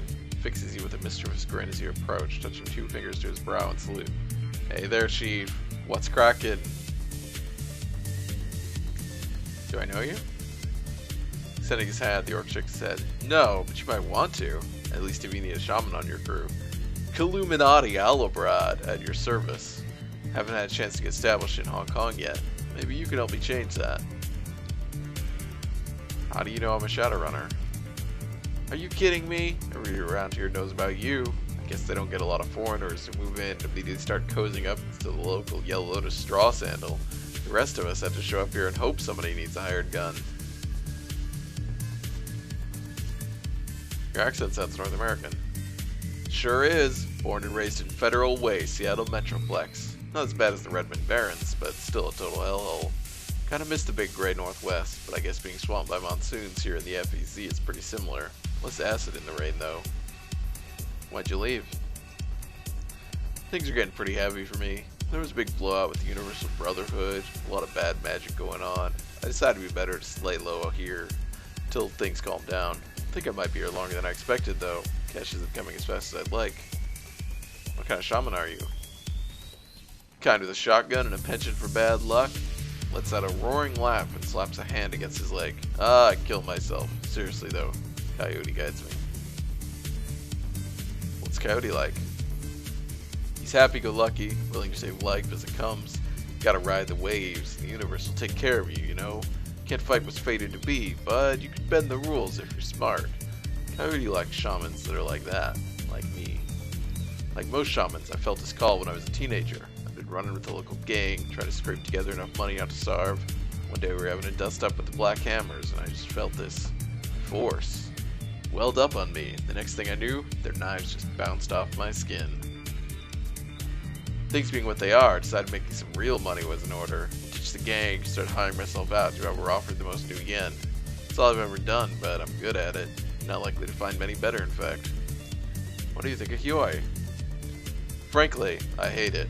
Walled City gives me the creeps big time. Something is seriously wrong with that place, and I don't mean that it's a slum kind of way. Watch your step if you had to go in there. What kind of wrong is it then? Someone off with the Walled City's aura. Someone in the astral is just sick there. I can't tell what. It's like all that misery and pain is just building on itself. Every misery empowers all the other miseries there. I'd say you couldn't pay me to go in there, but you probably could. I'm a sucker for a payday. Keep safe, okay? You know where to find me. I wonder what would happen if you had already taken him on a mission. I would hope that the dialogue is different. God fucking damn it. Trying. It's really hard to select Callum here. The eldest Yukai Sons is once again lost in his cups. He watches, bleary-eyed, as patrons pass by him. Something in his expression makes it seem that he resents each one simply for being. You again. Decided to make this whole home, have you? More like a base of operations. Oh, don't you sound all tough. Sit down if you like. I can tell you tales. Tell me a story. You ever hear the one about a phantom sailor? They say he was once a good man, provided for his family, loved his wife and children, spent many lonely days out on the sea, working hard to make their lives better. But the ocean takes its toll. Every time he returned, he came back with a little less of himself, until one day the thing that came home was just a shell, the mindless body of the old seafarer, his soul still lost at sea. Mind and body called to each other. One day the sailor walked down the beach and stepped into the waves, letting the ocean swallow him whole. True story. Tell me about this family of yours. What's to tell? My brother's a meathead, and my parents don't even know or care who I am. They say they care for family first, but to them, family isn't 4 people under a roof. It's some abstract concept. It's the name that matters to them. The Ka-Fi name. That's family. My mother only cares about the business. Any hint that I want to look for a better opportunity is met with lectures. And as for Ba, well, it's never been the same since his life went into dry dock. First chance I get, I leave it all behind. Mark my words.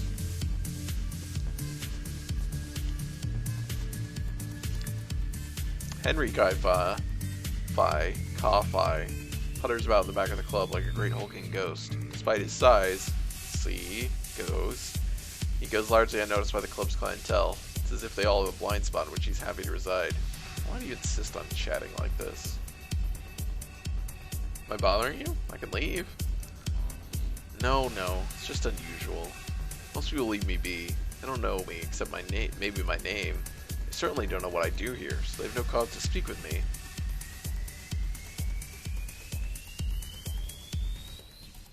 Shadowrunners work hard to lead that kind of life. So you say. Of course, a Shadowrunner seeks such life on purpose. I haven't. But I've gotten used to being the forgotten one in this place. Ermine and Callum are the faces of our business. Freddy's the face of our law, so to speak. I'm no good unless I'm out here on the water. Guess the skills of a sailor don't really translate to club ownership. No, they don't. I want to be a good provider, but I just don't know how to contribute anymore. Think about my own father. He was a fisherman long before me. For 40 years he went out early in the morning, returned late at night, put food on the table, in a very literal sense. He did that without complaint every week until the day he died. That's providing. That's being a good husband and father, as far as I'm concerned. My father wouldn't have lasted a day in this life of mine. The world's just moved on from what he knew, what I knew. I miss those simpler times. Got any good stories for your days at sea? Stories? An old sailor always has stories. In my early years working the fishing boats, I swear it seemed like every day we caught something in our nets stranger than the day before. Sometimes it was cargo, either lost or thrown overboard by panicking smugglers. Sometimes it was bits of ships wrecked by those super typhoons they say the geomancers cause.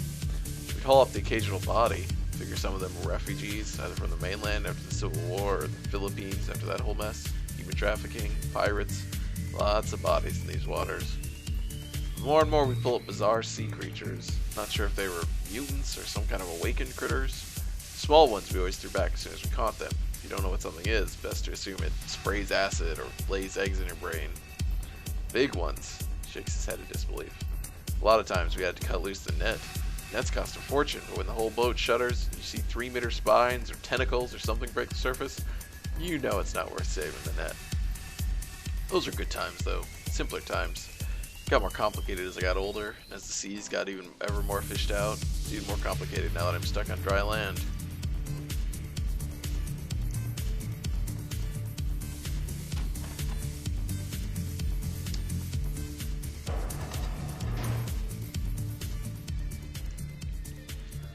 Ermine haggles with a dwarf for the price of a customized shotgun, sealing the deal with the offer of a size-appropriate bandolier. Dwarf leaves happy, and Ermine slots another black market cred stick into her stash. Welcome back, Cade. How can I help you? Business good? Business is booming, as always. People like easy solutions. They'll pay good money for them. Guns are one way, booze and drugs another. This is why we sell what we sell. My son Callum doesn't understand this. He thinks he would be happier as some corporate drone. But I've been there, and I can say for certain it's just a longer path to where we are now. It all ends with drinking, or sometimes killing. At least we're direct about it. How did you end up selling guns out of here? Back when my husband worked for Wuxing, he had a little side operation, smuggling weapons right under the corporation's nose. Strictly small time, and barely worth the risk. But it brought in a little extra money, which we desperately needed. But Henry was never good at brokering the deals. He hated that part of the business, didn't care to haggle, always leaving money on the table. We fought about it often. One day he told me to handle it if I cared so much. So I did. As it turned out, I was better at it. Much better. I had worked in the business world before the boys were born. I knew how these things must be done. So I began to make all the deals. I secured the product. I found the buyers. In time, we didn't even need Henry to babysit the shipments. Our influence had grown strong. Now we run everything safely from dry land. What's the problem with Callum? There's no problem, as long as he remembers his place is here. Too many ideas in that boy's head. Too much ambition. An ambition like that never leads to a good end. He should be happy with what we have built for him. He's the eldest, and so very smart. One day he will take control of the club and all its business, but he feels trapped here. He wants to be free. The irony is that his idea of freedom is to work for a corporation. I know from experience there is nothing further from the truth. We don't call you wage slaves without good reason. But here we have true freedom. We make our own way. I wish he realized this. I try to make him understand, but it only seems to drive him further away. I worry that if I try too hard, I'll lose him to his ambitions. Oh, did you guys level up yet? Oh, he did level up. Ooh, sweet. Rat Totem Invocation does 99 damage to any hostile spirit. Or Steel Spirit.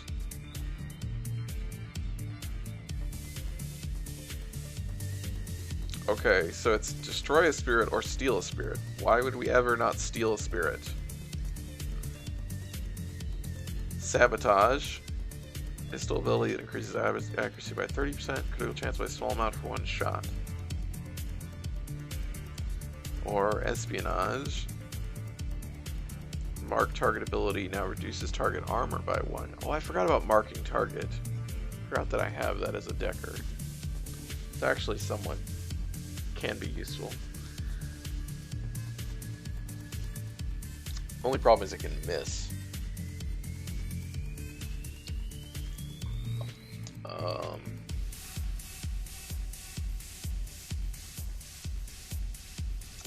This isn't that useful. This is probably more useful. Ducking is an assault rifle ability has a 99% chance to hit an enemy who has less than 25% remaining. Mercy kill. Jesus. Duncan's subdue ability has a cooldown reduced from 3 rounds to 2 rounds. What the hell is subdue? I don't even know what that is. Is that a... Oh, that must be a melee ability.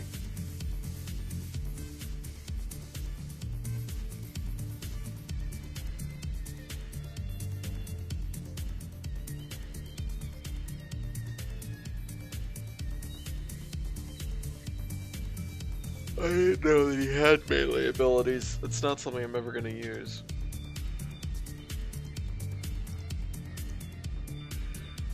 Raptor's drone gains an auto shotgun attachment.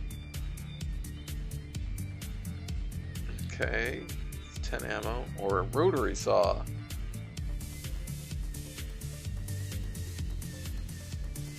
We'll gain the shotgun.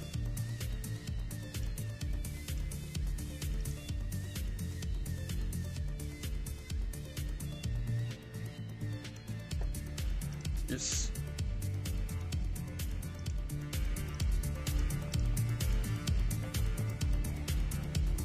Okay.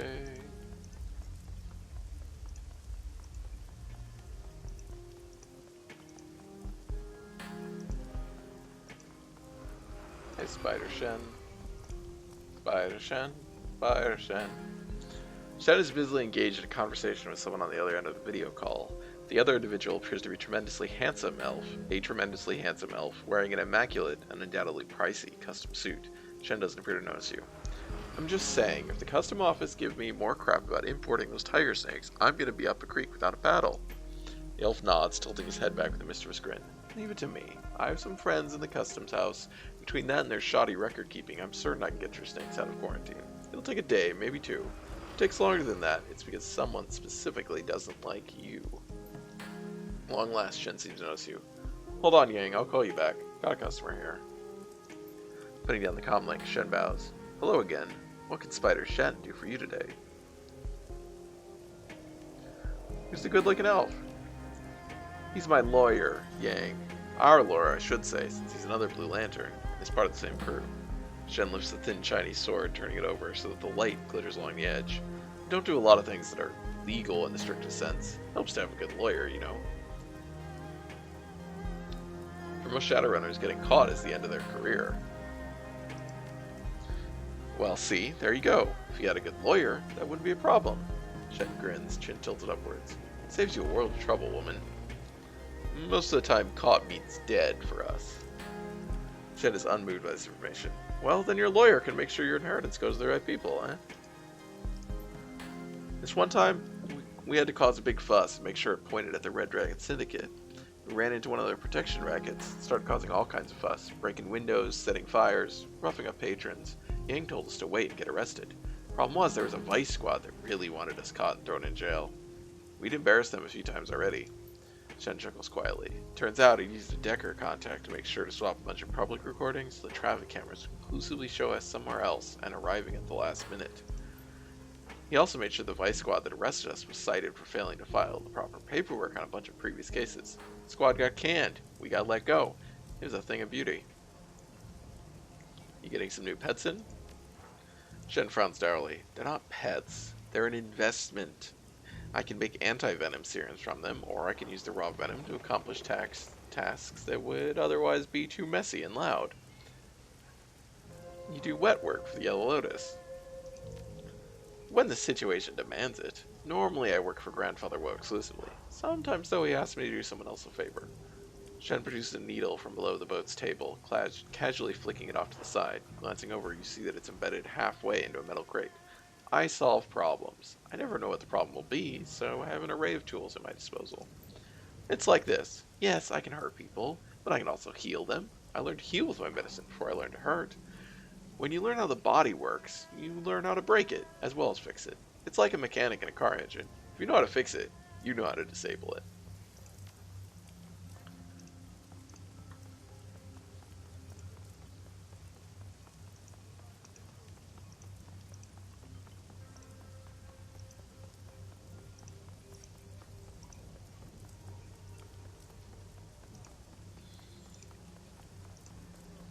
The parlor.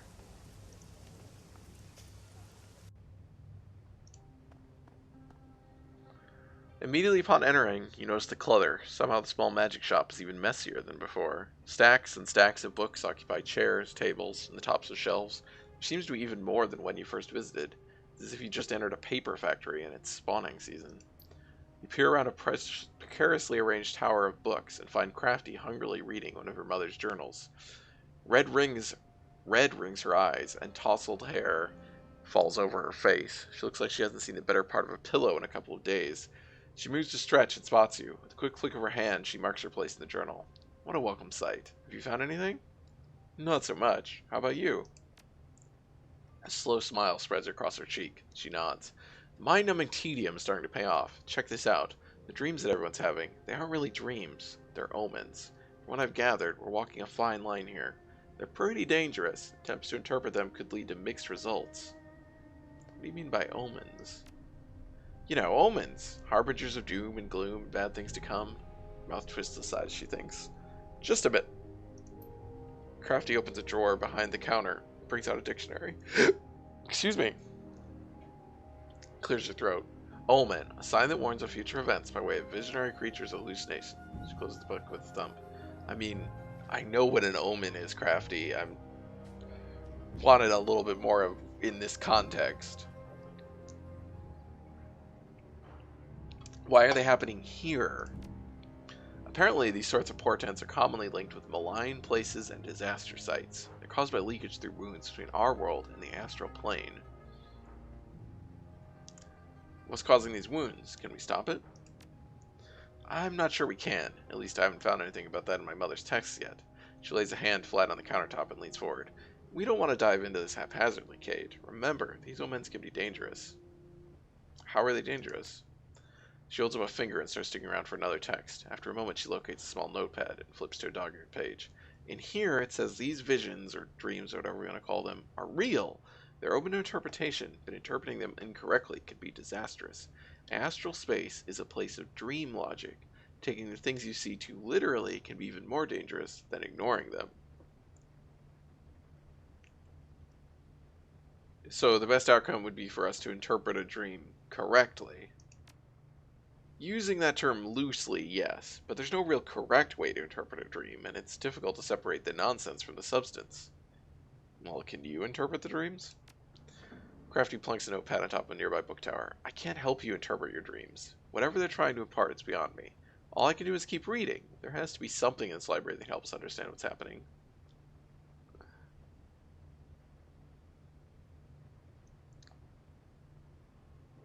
Well, keep it up. Every bit helps. She stifles a yawn. Yep, I'm on it. I'll probably have to come back later to look at her actual stuff, but for now we're going around talking to everybody. The three men are once again fixated on their game board. Jin runs his hands together nervously, his face twisted in concentration. It appears that Chu now has the upper hand. The silence of the game is deafening. Amateur players would be filling the air with clicks and clacks of the stones against the wooden playing board, relentlessly trying to outdo one another. These men are different. Shu picks up a small black stone. His hand reaches over the board, then pauses. Jin stares at the outstretched hand, suddenly still. Shu begins to lower the stone. Down, down. Jin is practically on his toes. And then, Shu pulls his hand back. Perhaps not there. He strokes his short beard thoughtfully. Jin tosses his arms in the air, nearly knocking over the playing board. Damn it, Shu! When you start a move, you commit to it! I swear, if you're doing this on purpose. Friends! Lao interrupts the players. We have a visitor! Two players look up. Jin sighs and holds his face in one hand, mutters something beneath his breath. Shu's eyes fix on you. He stares unspeaking. His generous smiles and playfulness from before are absent. Sorry to interrupt. I was just wondering if you're still having the dreams. This again? Don't you have anything better to do? Yes, we're still having the dreams. Lao's voice is calm but troubled. However, they've gotten a hell of a lot worse. Jin shifts uncomfortably. Look, let's not go into detail. Well, anything would be great. Mulls this over. Alright, but afterward, you have to let us finish our game. Sure? He nods approvingly, then glances at Lao and Shu before continuing. Our dreams would become, unpleasant, so to say. Darker. Violent. He runs his hand along his tightly cropped beard. Not all that healthy, if you ask me, especially for men of our age. We come out of them in a daze sometimes. Feels like we've been punched in the senses. And the imagery. You see him shiver as he thinks about it. Well, I said no details, so no details. That about sums it up, Shu, Master Lao? I have nothing more to add, Shu. Shu's eyes bore into you. No, nothing. Is everything alright, Shu? You've been staring at me for a while. Shu continues to stare at you, his face pale. He opens his mouth, closes it. He seems to be struggling to find words. What's wrong with you, Shu? You better not be having a stroke. We're in the middle of a game. If Shu heard grin, he doesn't show it. He looks at you and his eyes widen. You need to go faster. His voice is urgent, pleading. The shadows that follow you are getting closer. Excuse us, Cade. Our friend is tired. Lao claps a hand on Shu's shoulder, who doesn't seem to notice. Those dreams have taken a toll on all of us. Please come back on some other time. I'm sorry, I didn't mean to upset anyone. Enjoy your game.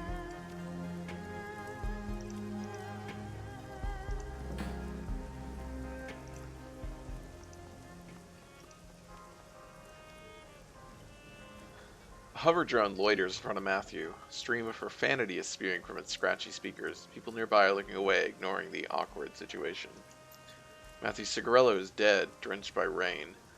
He stands with his signature nonchalance, but the edges of his face are twitching. His eyes are wide with fear. You could listen in, but you've already got the gist. Matthew's being chewed out. Listen in. Sharp voice emits from the hover drone, interspersed with static crackles. Don't pick up sails. You're going to be digging dog shit out of tire treads for a living. You got me?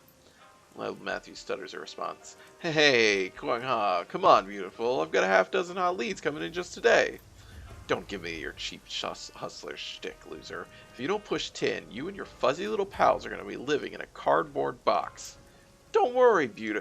I wanted to hear, yes, sir. If I hear anything else, I'm going to pull your eyes down to your ass so you can watch me kick the crap out of you. You hear me? Yes, sir.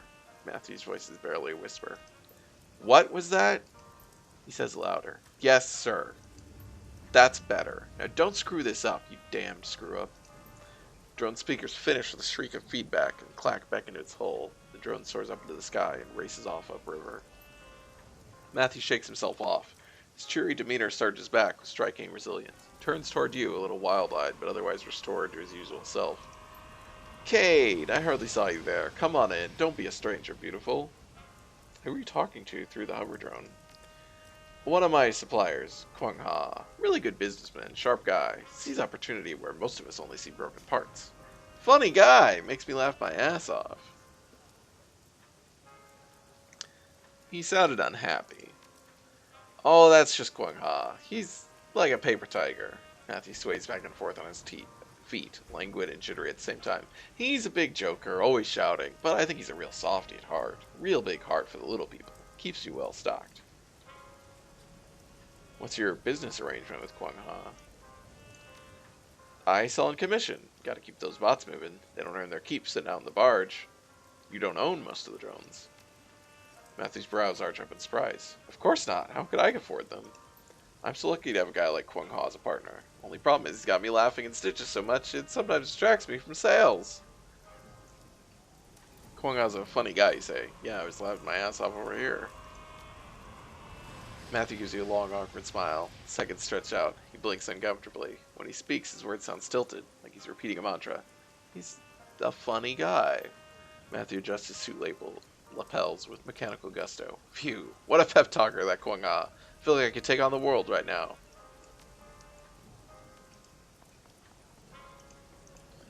Let's see here. I guess we could talk to Kindly.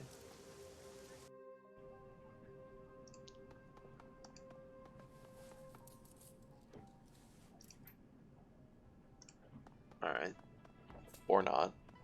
You know, it's fine. It's fine. She doesn't want to talk to me. I get it. Who is this lady? Glaring Orc. The diminutive female orc regards you with a sharp, challenging look. The fierceness of her expression contrasts starkly with her sweet, rounded face and neat bob. She flexes her cyber fists. She fires off a rapid-fire approach in a thick Filipino accent. Why are you staring like that? Did anybody teach you manners? She plants her fists on her leather-clad hips and juts her chin at you.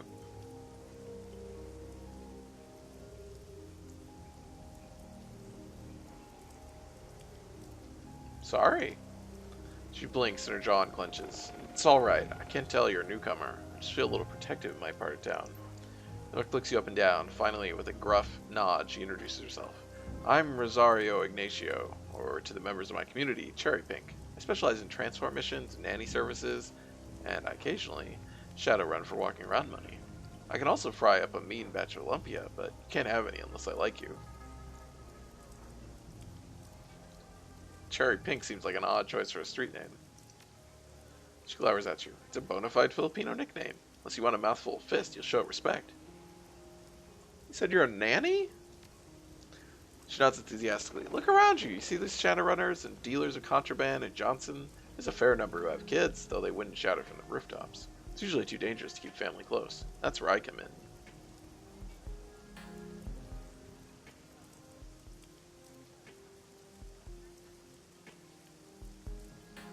Shadow nannies, what a great idea. No more bringing my baby into combat situations. York raises her chin proudly. I've shuttled kids in and out of war zones. I've gone into hiding with little ones for months on end while their parents had to lie low. I've taught children good manners, hygiene, and proper use of firearms for over 20 years. You teach kids to use weapons? I show them how to use weapons safely, she dabs a figure at you for emphasis. What's dangerous is not explaining their world to them. The shadows, that is. These kids have to grow up fast. Weapons training is appropriate when you're living in a smuggler's den. I guess that makes sense. I'm really glad someone finally gets it. The gut reaction for most people is to deny the danger. The rest seem to think that children are too immature to step up to the challenge. Me, I trust my kids. I don't underestimate them, and they never let me down. How did you go from babysitting to running the shadows? Her cheeks flush. Well, I used to take care of the children of a wishing bigwig up in the peak. Turned out she was siphoning corporate funds to support both a gambling addiction and an extravagant lifestyle. She got sloppy, and I stumbled across some pretty damning documents as I was tidying the house. Couldn't unsee them unless I witched it. I started to fear for my life. She was growing desperate, erratic, so I ran. Well, you didn't run too far. Why not leave Hong Kong? I couldn't go back to Manila because of those GIS scumbags, but there's always been a large community of Filipinos in the shadows. I sought them out. What happened in the Philippines that you can't go back? The Japanese imperial state happened. Supposedly, they've been in charge there for decades. I was just a little girl when they sent their imperial marines in. They destroyed my old neighborhood. I don't remember the events, but I still dream of fire to this day. I did not know about this part of the Shadowrun setting. Is there a new Japanese empire? Supposedly in charge, you say? The Japanese ran up against resistance from forces that came to be known as the Huck, nationalists, neo-anarchists, But the resistance ultimately gets its backing from a dragon, Saru. While the struggle continues, the country can't heal. Don't you want to join the Hook and free your country? I don't know the Philippines. I barely remember it. It's always been a poor country. After decades of struggle, is it really a better option than Hue? Sounds like you've given up on the Philippines. She snorts and lifts her chin high. Filipinos are resilient people. I think the Hook will triumph eventually. And if I've got a Filipino community around me, I'm good. Thanks for talking about it anyway. Not many people care enough to bother. How'd you get your cyberware? There's always been a large community of Filipinos in the Shadows. I reached out. They all pitched in to set me up as a Shadowrunner. Now whenever I land a good gig, I give most of my earnings away, giving back to the community.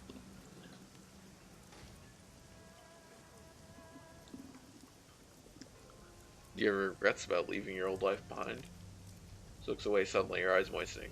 I'm not sentimental about my old post, if that's what you mean. Rook takes a big breath and continues. But on Sundays, my only day off, I used to go and sit with the other nannies and housekeepers. We'd bring pieces of cardboard so we could sit on the ground in the shade under bridges. We'd gossip, eat lumpia and rice cake. Nothing special. But I don't belong to that world anymore. Couldn't risk word getting back to my old employer. I miss my old friends, though. You said that you make a great lumpia. What is that, exactly? Filipino spring rolls. Crispy and delicious and full of pork, or whatever pork-flavored substitute is on sale. It's important to be frugal. It has suddenly become very important to me that you like me. The corner of her mouth twitches upward. She gives you a sidelong glance. Then you must earn it. Everybody wants to be my friend because everybody wants lumpia. Only a handful deserve it. Well, I should go. She nods at you. Be on your way then. Maximum law.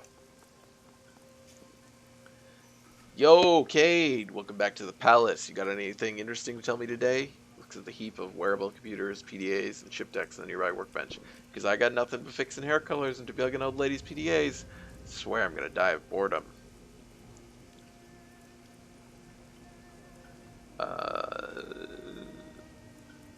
What? I've got some metadata for you? Sure.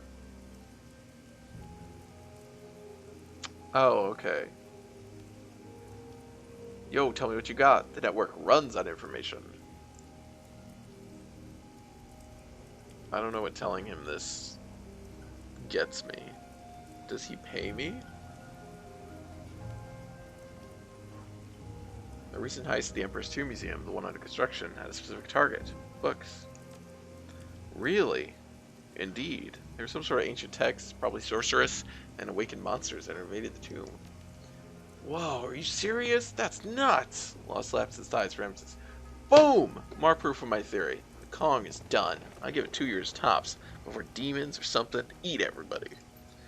Let's see what I got for you. Grab a program. Here's my surplus stock. Law grabs a nearby bin and slams it down in front of you. Check this shit out! I don't need any of these. It would help if I knew what they did. Can I look it up real quick? Is there like a wiki or something? There is. Okay. Dicks in programs. Okay. Decrypt. That's not useful. What was the other one? Killjoy, which uses AP. Not particularly useful either. Sniffer increases chance to hit. It's basically an aim. And of course medic. None of those are really useful. I don't need any programs. You got some new yen? I'll bill this as a data expense. Wampoa recognizes the intrinsic value of information. Information is money. Boom! It's a pleasure handling meta with you, Cade. Law beeps happily. A little meta is like a fresh memory defragment. Makes my whole day better. Gotta go? Okay. Watch your back and shoot straight and all. Law grins at you and dexterously flashes the hand sign the Shadowrunners give each other in holovid shows. I got things to do too.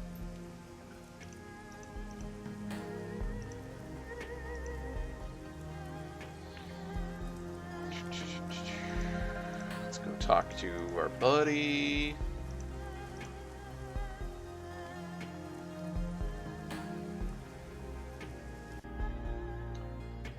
10-armed Ambrose. Ambrose looks up from what appears to be a housework drone on the operating table. Scrub up and get me the defibrillator paddles, Cade. I'm installing some headers on this guy's liver, and now we're gonna shock him back to life. Ambrose bursts into laughter. But seriously, hand me the lube. What can I do for you today? You been having dreams, Ambrose? Nightmares? Nightmares? Hell, Cade, that's my life. I curl up with a bottle of vodka and a handful of pills every night. But if you mean the toothy-hurting horror dream, yeah, I've been having it. Shit, it's just one more nightmare. Ambrose drops his voice and leans forward a little in his wheelchair. Let me tell you, though, I've been doing a brisk business in sleep aids. Just today, someone asked me for some ketamine. Ketamine? That stuff is a horse tranquilizer. What in the hell made them think of that? Can you think of any medical reason we'd all be having the same nightmare? No. Even if we were all doing something similar intensively, it shouldn't happen. Our experiences are all too different. I've heard of mages and shamans who are somehow connecting to each other, sharing dreams, but that's all. Ambrose waves his hand dismissively. Hell, what do I know? I'm not a doctor. I'm just a guy who subscribes to psychology modernista. If you want to know about dreams, ask Crafty. My formal diagnosis is that something fucking weird is going on. Can I have some ketamine? Hell no. If I had ketamine, I'd take it myself. He chuckles. But seriously, it's not something that's good to self-prescribe. You eat a bunch of ketamine, it's not going to make you feel well-rested.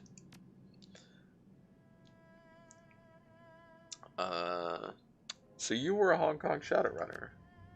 I was. Looks down at the remnant of his body, scarred and dismembered. Sure don't much look on now. Ambrose yawns and stretches, straining his leg stump and scarred arm in opposite directions. Man, that feels good. So there's a particular way this kind of conversation goes. I don't know if you're familiar with it.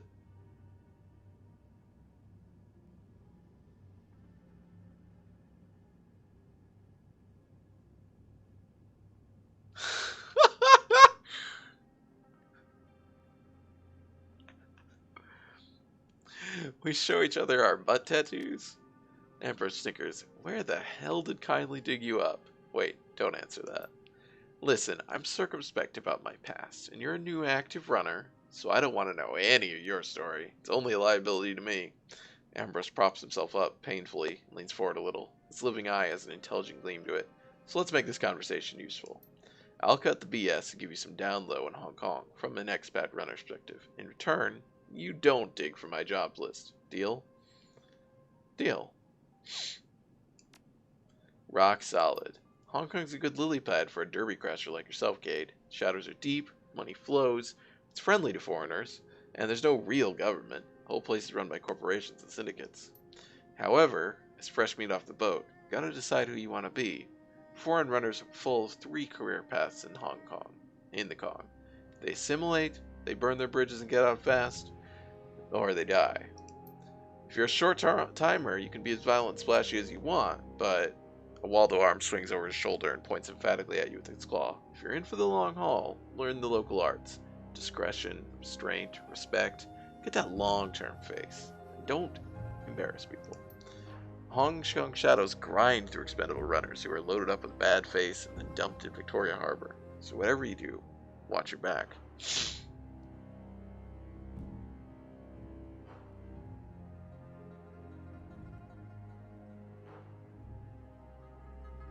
Anything I can do to mitigate the risk? Just keep your head on a swivel. If you're only planning to be here for a couple of months and then vanish, cash in big. But if you want a life here, you gotta play by the rules. The other thing I have to remember is that Hong Kong is a really complex place. It's one of the great global cities with enclaves of every major megacorp. It's a syndicate town, it's a refugee magnet, and it's Guangdong. At some level, anything goes here, but Amber's taking a deep breath and continues in a tone of low appreciation. When in doubt, assume that old Hong Kong tradition rules. I say that as loudmouth bastard. Be polite. Be modest. Honor favors. Maintain face. Give respect. And always treat people's time as valuable. Go on.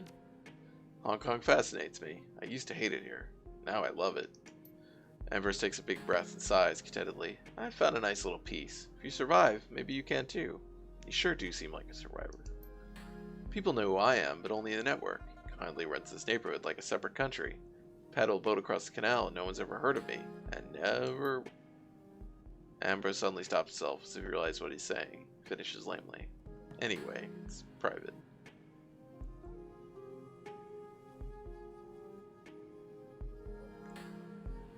Understood. Good. Well, that's my wisdom. Ambrose breaks in a chuckle. Wait, what am I saying? My wisdom is you can never be too low profile, too lawyered up, or too well armed. You're pretty bigged up. Why haven't you installed some bionic limbs? I feel bad asking this, but I kind of want to hear the answer. Ambrose taps the temple with one of his only remaining fingers. Because I'm already chromed up to the gills. I don't look it, but I've got a full suite. Quad jacks, no soft, radio, skill wire, tactical computer, whole bunch of weird wire. Lifts his dirty t-shirt, revealing a pair of tubes emerging from his side, running down the wheelchair. Check it out, I've got an artificial liver in my chair. I want to keep my last essence. I've come to like my humanity. I don't want to turn into one of the Walking Dead. Ugh, dumb shit. That shouldn't be in this setting or game. The Walking Dead? Oh, come on, you know the names, right? The Walking Dead, Toasters, Chromouts. I don't want to be one of those lug wrenches who cyber themselves to within an inch of their lives and stop feeling normal emotions. I'm familiar. I know what you mean. I've had friends like that. Then you get it. I don't want to be like that. I'm real close to the line. Ambrose scratches himself ostentatiously with a robotic arm. Listen, I like talking about my chrome more than the next guy, but not right now. Besides, it's kind of personal subject. Looking for something today? Nope. Cheers, Cade.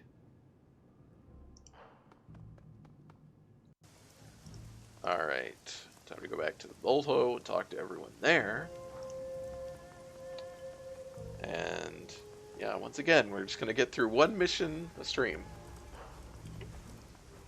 And then a bunch of talking.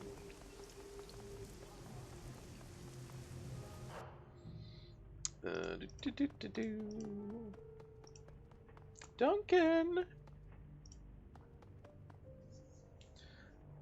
Oh, okay. Maybe no talking with these guys right now. Maybe we gotta do more missions. I'm guessing we can't talk to Isabel. Because we haven't done her mission. Oh.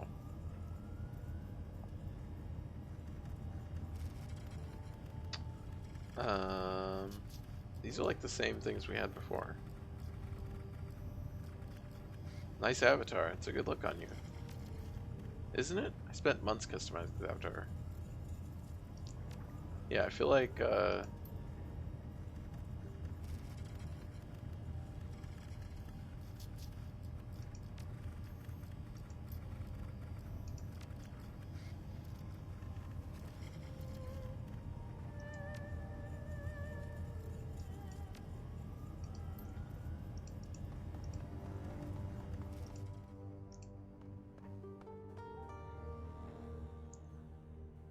Gobbet looks up from her hot plate at the sound of your approach. A smile creases her face. She raises her eyebrow and gestures at the cabin around you.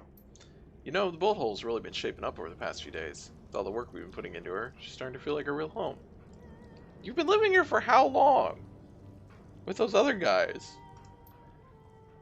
Anyway, enough about the boat. She puts her hands on her hips, setting madness scurry. Ready for your next lesson? Or do you just want to chat? I'm ready for my next lesson.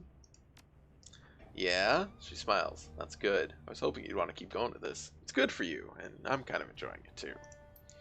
Gobbet runs a hand through the knotted ropes of her hair, a contemplative look on her face. A moment later, she turns her attention back to you. Alright, this is going to be another long story, so I'm thinking we should take it in chunks. If you got any questions, you can ask them along the way. If you need to take a break, we can come back to it. Sounds good? Sure, sounds good. Good. So last time, I told you about the event that brought an end to my illustrious career as a subcontractor. This time, I'm going to tell you about a run that I went on with my regular team.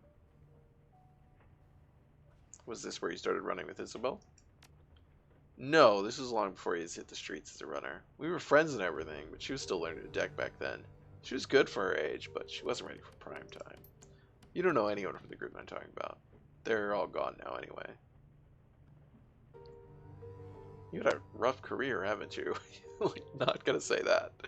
We'll say we've had a rough career. Yeah, I guess I have, but I'm still alive. That's something. Puts me ahead of a lot of other runners I've known. Well, yes, that's what we mean by you've had a rough career. The truth of the matter is, as runners, dying on the job is an occupational hazard. We're disposable assets. It shouldn't come as a surprise when we get used up and tossed away. It's the same way in the Barrens. Here today, gone tomorrow. Yeah, you know how it is. People die and it's sad, but there's no sense moping about it. Tell me about the team you were running with.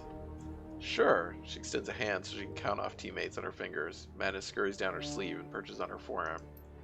Our muscle was a Hawaiian Jew with poor impulse control, big round guy with lumberjack arms and ringlets in his hair. Called himself Hanu. Guess he loved turtles? I don't know. Street names are weird. A Hawaiian Jew with poor impulse control. That's quite a description. We had a tech specialist, Egret. She was tall, gawky, dyed her hair bone white. She had a drone named Arlo that followed her around like a lost puppy. She was kind of a jack of all trades, but she could get the job done. Fun at parties, too. Our de facto team leader was a guy named Sui. He was a wiry troll, if you can imagine that. Probably about 2% body fat, all skin and bones. Walked with a hunch to make himself look smaller. He was a shaman, solid rat like me. Can't be many troll rat shamans out there. Not that I've met, but Sui seemed like a really good guy. We got along fine. I actually really liked everyone on the team. They were a lot of fun to run with. How did you meet this group of yours? Through mutual friends. We actually all lived together before we decided to start running as a team. There was this floating squatters commune out in Hung Hom Bay. It's probably still out there, actually. I haven't been back in a long time. But I spent a few years living on the thing, and the rest of the team lived there with me. Squatters commune? She nods. Yeah, we called it the sinking ship. It was like an enormous raft, all bolted together from old shipping containers. It wasn't the most comfortable place I ever lived, but the price was right. The company was good. I'd like to hear more about the sinking ship. Let's hold off on that for a little bit, okay? I'd like to get through the rest of the story before we spend any more time on the raft. After your lesson's over, I'll tell you whatever you want to know about the commune, but I'd rather not get sidetracked. Okay. Keep going. She nods. Alright, moving on. So one day, Sui brought us a job. He met a client in a Victoria Harbor bar, rich Eastern Tiger exec. The guy wanted us to steal something for him, a shiny object. She raised her hands. I know, it's stupid, right? This is how the Johnson described it to us. The shiny object. That was what he wanted us to get. He never gave it any other name. Alright, so what'd the client tell you about this thing? He gave us a physical description. We were supposed to look for a chunk of red jade about the size and shape of an ostrich egg, with a mirror polished surface and gold wire inlays. He said that it'd have paper charms hanging off of it, foo talismans, Taoist sorcery stuff. We weren't supposed to touch those. The client also told us about the shiny object's then owner, an old hedge wizard turned entrepreneur named Kong Shuyan. Hedge wizard? So you were supposed to steal a crystal ball from a wizard, essentially.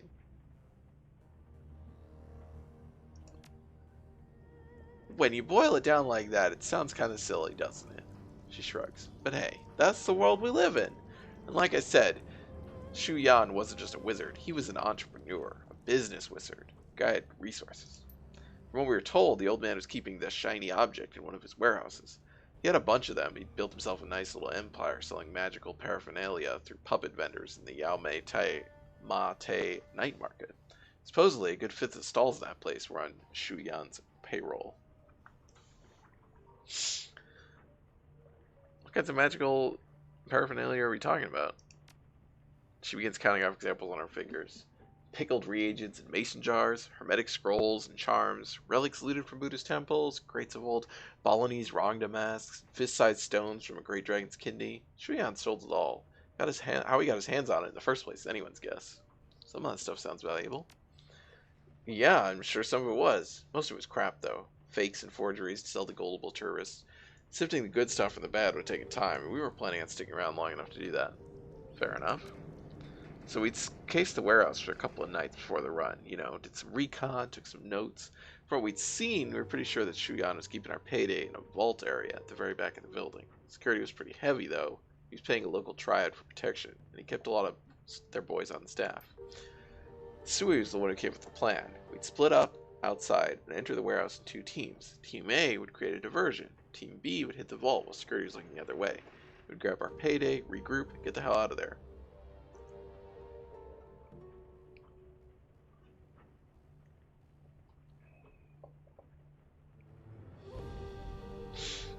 I mean, don't split the party, yes, but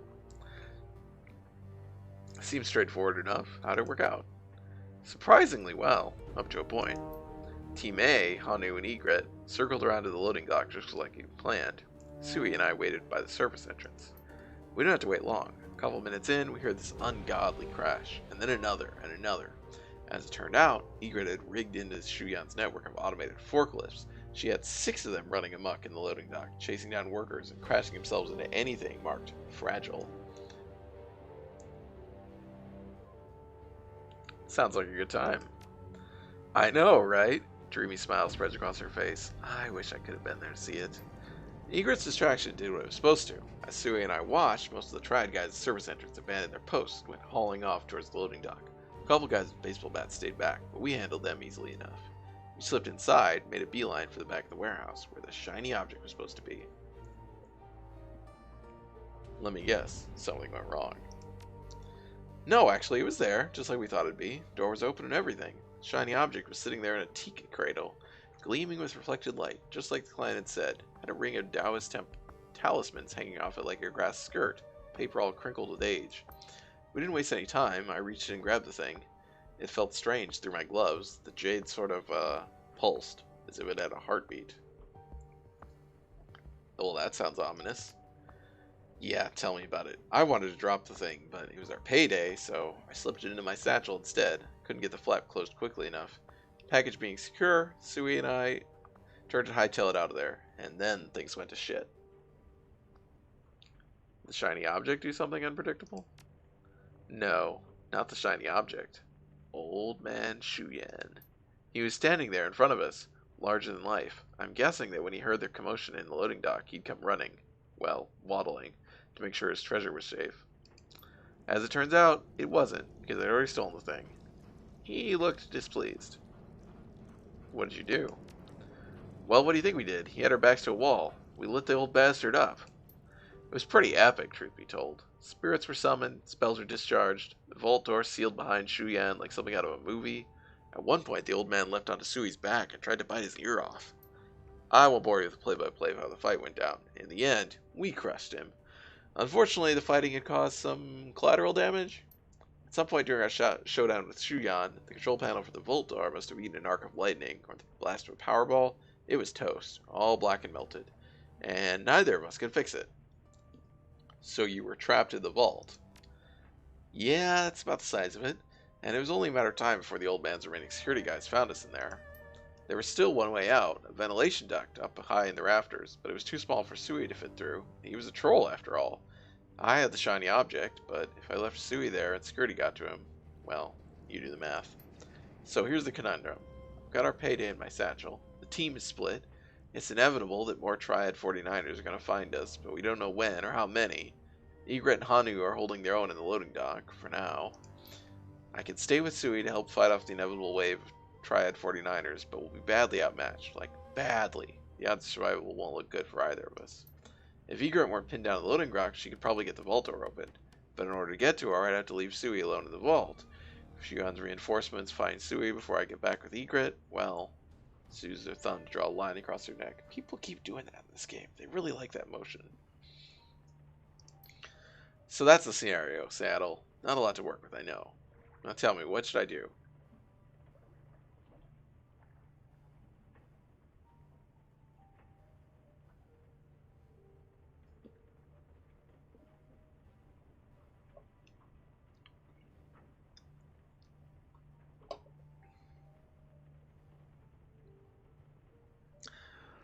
I would take the gamble and go for Egret. It's the plan with the best chance of success. She's gonna tell me to use. She's gonna use the magical artifact. Could have done that, I guess. It might have worked. Of course, I could have gotten Sui gone down in Vault too, but in retrospect, that wouldn't have been a huge loss. Anyway, that wasn't what I did. I saw what I thought could be a way to save the day, so I went ahead and took it. I fished the shiny object out of my bag. I still remember how the Taoist talismans that ringed the thing crinkled in my hands. I remembered shrugging, saying, "The hell with it." I put the thing in Sui's bare hands and told him to go nuts. It was almost like Sui had been waiting for me to pass him the thing. He seemed eager to take it. He hugged the chunk of rock to his chest like a newborn baby. Colors swam in the stone, and something changed in his eyes. Then old man Shuyan's 49ers breached the door, and Sui unleashed hell. She pauses, frowning, stops scratching Folly, and uses this hand to rub her eyes. Finally, she turns back to you. A sour look pinches her features. What went down in that room? Well, I've only seen that kind of carnage a couple of times in my life, and I've been running the shadows for years. Those triad men were torn to scraps by the end of it. Don't think I'll ever forget the sound they made. She clears her throat. I spent most of the fight huddled up in the corner for my own safety. What Sui let loose from the stone didn't seem terribly interested in discriminating between friend and foe. What do you mean by that? Did he summon hostile spirits or something? Something like that. Truth be told, I don't know what they were. Like I said, I was hiding. But he couldn't have done it without the shiny object. Not in a million years. Whatever they were, the rock brought them here. So what happened then? She shrugs. We waited for things to calm down in the vault, and for the thing to go slithering away. I think that Sui had some limited control over them, which is why they didn't eat us. After they were gone, Sui gave me the shiny object, I put it back in my satchel, and we bailed. We collected the others on the way out. They were blissfully ignorant of what had happened on the other side of the warehouse, and I didn't see a reason to change that. We hightailed it back to the docks, caught the first boat back to the sinking ship. Mission accomplished. Gobbler looks away again, stares off into space. From what I'm told, people still avoid Shuyan's warehouse like the plague. It's supposed to be haunted even to this day. People who set foot in the building keep turning up dead. Pretty sure I'm one of the only living people who knows why. Abruptly, her body language changes. Anyway, that's it. Lesson's over. If you got any questions, go ahead. Gobbit, was there a point to this story? I'm trying to find a moral here. There was when I started telling it. I thought I was going to tell you to be comfortable with breaking the rules. I don't think I'm going to say that now, though. I'm not feeling it anymore. Well, why not? At least your team made it out of this run alive. They didn't stay that way for long, but let's just leave that for next time, huh? I don't want to get into it just now. Can you tell me more about the sinking ship? Yeah, sure. The story's over, so we can get into it. I moved on the sinking ship when I was just a kid. I think I was 12, maybe 13 at the time. In the beginning, it was just me and a couple of rat shaman friends, Cadmus and Malvina. They were older, but they were always cool to me. Did your friends build the raft? No, no way. Cadmus probably could have, but he didn't. He and Malvina appropriated it from its former owners. There was a team of Shadowrunners that lived on the thing before us, but they bid it on a job. Cad and Mal heard the knockoff opportunity, and they claimed the raft. The raft for rat in record time. Taking over the sinking ship wasn't an easy job, mind you. The previous owners had installed traps, automated fences all over the raft. Cad had his hands full with those for a month. What kind of traps are we talking about? She shrugs. The usual stuff, explosives, pop turrets, that kind of thing. Cad and his sister Yasmin took care of most of it without too much trouble. The biggest problems were the scuttling charges. The runners built the raft to install these explosives all along the perimeter, rip the bottom out of the thing if they were ever seized by the police. The explosives were tricky to deal with. Cad was able to disarm them, but he had to leave them where they were. It was always just slightly uncomfortable knowing that I was sleeping on top of a couple 100 pounds of dormant explosives. Yeah, I can't blame you there. She shrugs. Like I said, it was free. There weren't really even any rules to follow, which suited me fine. Malvina was sort of the leader of our little nest, but we never really listened to her. She was always trying to play the mom card, still a sense of responsibility into us. It was cute. She did have a propensity for getting things done, though. I had to give her that. Anyway, after a few months, our people started showing up. Other people started showing up. Squatters, homeless people, Shadowrunners, associated crazies. As long as they stayed cool with us, we were cool to them. Eventually, it became a community. Imagine that. Think you wound up squatting on the bullhole because of your time on the sinking ship? I don't know. Maybe. I never really thought about it before, but yeah, maybe.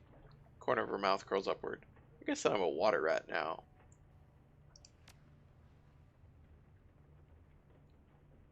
Any thoughts about that last run? It's always surprised me how much corporations will pay to screw up a competitor's feng shui. Hell, they'll even take each other to court over architecture that blocks chi. It has real impact, though. A little shift here and there might not seem like much, but even fractions of a penny lost on their stock value is millions. Gobbet shrugs, pursing her lips.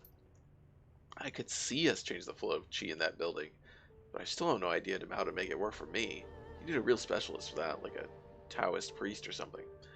Based on what I can see, though, I think Wu Xing's fortune will wane, at least for the time being. They'll fix what we broke, eventually, but until then, there may be a rash of stubbed toes.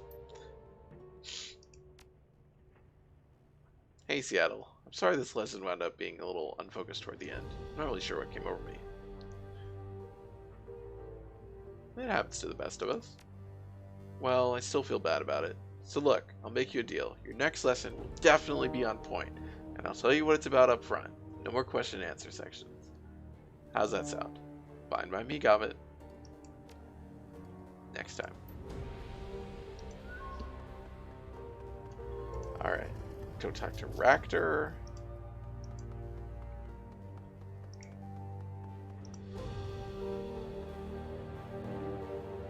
Hello. The air in Ractor's shop is ripe with the stench of old metalworking fluids. He turns to face you, a burning cigarette clenched between his teeth. Sorry about the smell. It's long past time to purge the coolant sump. He frowns. If I had access to proper equipment, this would not be a problem. I could clean the fluid and reuse it. But alas, halogen treatment chambers are rather hard to come by, even in a place like Yoi. He shakes his head as if to clear it. Anyway, my friend, you didn't come here to discuss the ins and outs of shop maintenance, I'm sure. So what does bring you here? Any thoughts about the last run?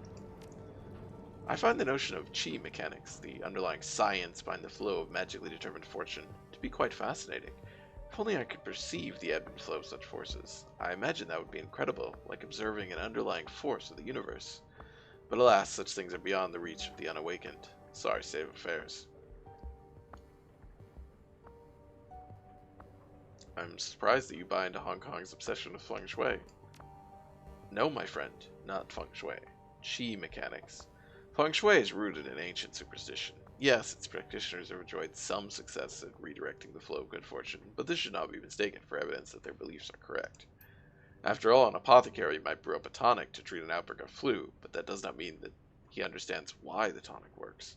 I want to know why chi works the way it does, to strip away the superstitious underpinnings that hold feng shui back.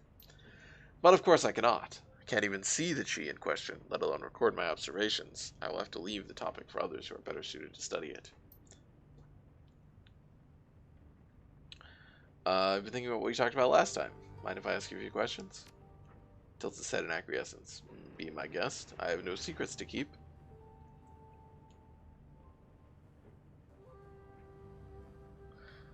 About the drone self-repair system that you invented. How did it work? There were 3 distinct elements to my approach. When these elements were all working in concert, prototypes that utilized the process displayed remarkable self-repair capabilities. This may be a lengthy explanation. I can skim over it if you please, or I can break it down for you if you're genuinely interested. Oh, break it down for us. Give me the long version. Give me the bullshit science. He shifts his cigarette to the corner of his mouth. Very well, the long version it is. The first element of my process was an outer skin the drone could be wrapped in. Refinement of older biomimetic self-healing materials, modeled to emulate the self-repair capabilities of living beings.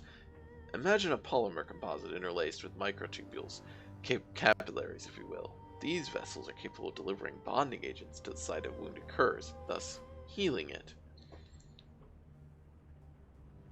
I've heard of SART materials that operate on a similar principle. They've been around for decades, haven't they? Yes, though they remained uncommon until recently. As I said, my material was a refinement on those earlier designs. It was only the first part of a system. The synergy between the 3 was what made the project work. The second element involved the underlying structure of the drone's architecture, the servos, gears, circuits, etc. Utilizing self-assembling materials and redundant systems, I created a system by which damaged components could be fabricated and replaced by the drone itself, without the need for human interference. Alright, so you have a self-healing skin and a self-replacing underlying structure. What's the third part? Finally, the system had a magical component. The corner of his mouth slips downward. I must confess a certain degree of ignorance when it comes to this portion of the project. I understand some of the theory behind what was done, but the specifics are beyond me. I'm surprised. I thought this was your process, through and through. Oh, it is. I was the one who recognized the need for a magical component, but I feel no shame in admitting that I cannot understand the specifics.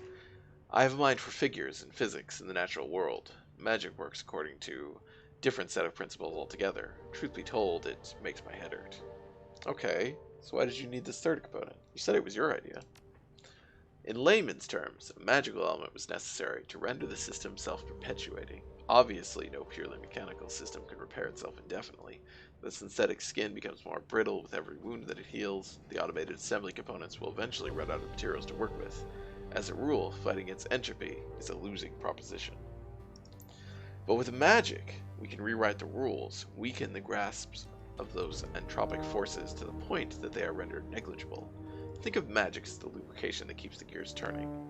I wish that it weren't necessary, but I am also a realist, and I must confess that it is required for the system to work. I also don't like this way to talk about magic, but especially in this kind of setting. And this package of systems is what your former colleague stole from you, what you need to get back. Yes, given enough time and resources, I might be able to recreate the first two components of the system my own, but the magical component is, and forever will be, completely beyond me. That's why it's so important that we recover my research and the prototype that was stolen, and we will recover them, of that I have no doubt. There's a hard limit to the fusion of man and machine. Doesn't your vision of the future require us to get past that? You're speaking of the essence limit, and the problem associated with essence loss? He releases a plume of smoke from the corner of his mouth. Oh boy, this is going to be fun. Yes, of course, it will be a problem, but as with all problems, a workaround will present itself. Of this I am certain. Are you basing that on anything, or are you just taking it on faith? He smirks at you. No, my friend, I am not taking it on faith. My beliefs are rooted in my own observations and experiences. For the time being, let us leave the matter at that. What do you think that a post-human future would mean? Freedom.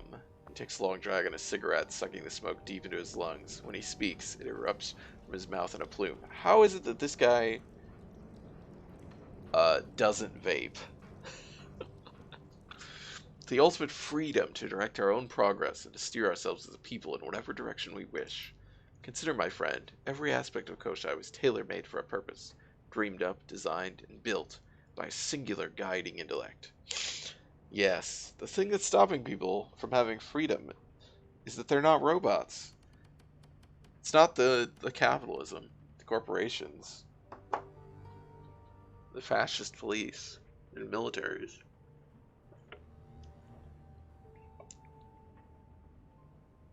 Alright, keep going.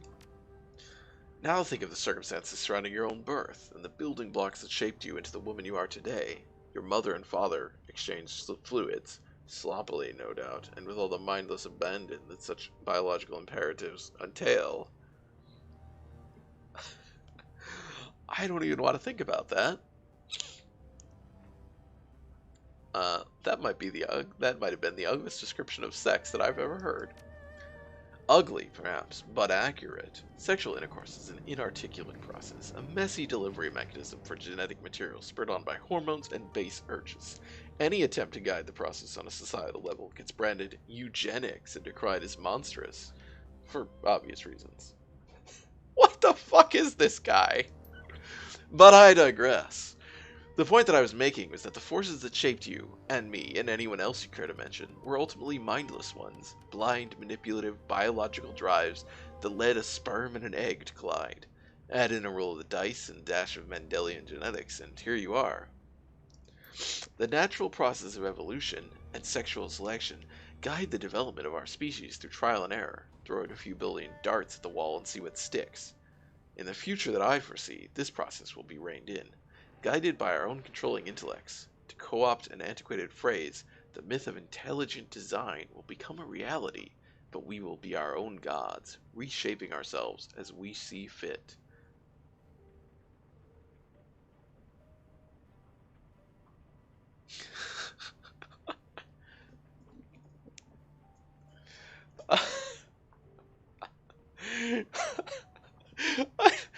none of these options are really great to respond to this. The last one's pretty fucking funny, though. Oh, hi, Bevis. Look at you. Being so cute on camera. Fuck.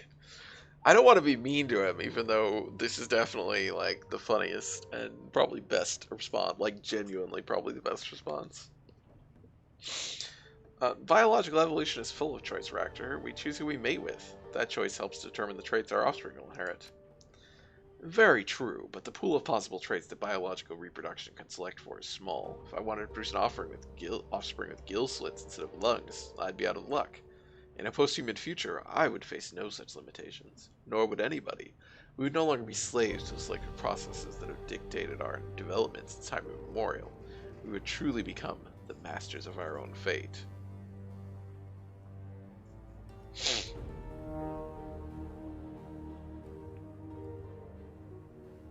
I mean, I don't care about this question.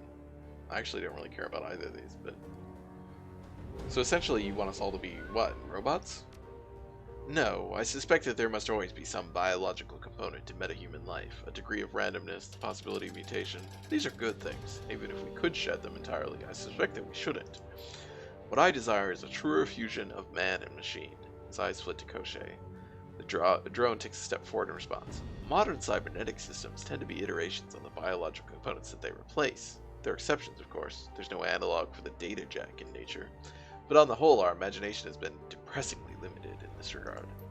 In the future that I foresee, we will abandon this restrictive mentality and open our eyes to newer, more exciting possibilities. Bodies reshaped to thrive in the deep ocean and the depths of space. Bodies inspired by nature or the human imagination, or both. Bodies that can be used and shed and used again, inhabited as the wearers see fit. I get it, Ractor. You read Eclipse Phase. The timely realization of such a future is what drives me forward. It is the cause to which I have devoted my life, and thankfully, it is inevitable. He tips his cigarette, sending ash spilling down onto the metal floor. Assuming, of course, that we don't destroy ourselves first. So in this post-human future that you're trying to bring about, what role would a drone like Koshé play? A similar one to the role he plays now, I imagine. He was designed for a purpose, after all. That said, I can see the techniques that went into design and fabrication having much broader-ranging applications. You're pretty attached to that drone of yours, aren't you? You even assigned it a gender. You keep calling it him. Yes, of course. Koshé is very close to me. As if on cue, the drone scuttles forward, the hardened tips of its claws screeching across the metal floor of the shop. It comes up short just in front of you, a strange mechanical chitter rising from deep within its chassis. You might accuse me of anthropomorphizing my little companion, assigning human characteristics to him, where in fact there are none. Truth be told, there's much more to Koshé than meets the eye, but that is a different conversation, one best suited to be held for another time. But why not talk about it now? Because I have work to do, and I'm sure that you can find better uses for your time than listening to me prattle on. Gestures toward the hatch in the ceiling. And with that, I'm afraid I must ask you to show yourself out. We can continue our talk at a later time. Alright. What was down here? Oh, this is just his room, right? Yeah. Okay. We will deal with the computer next time, I think. As well as get some rest.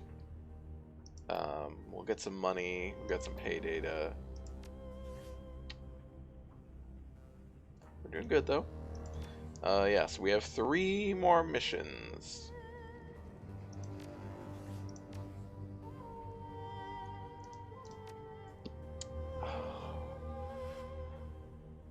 Thanks to everyone who joined me tonight for Shadowrun Hong Kong. Despite the frustrations with, you know, the cyberspace levels and a few other things, like that one combat was frustrating, I'm still really enjoying this game.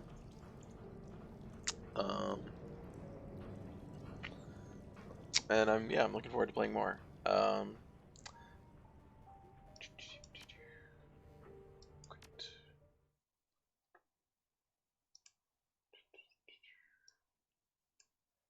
Just going back to the main menu.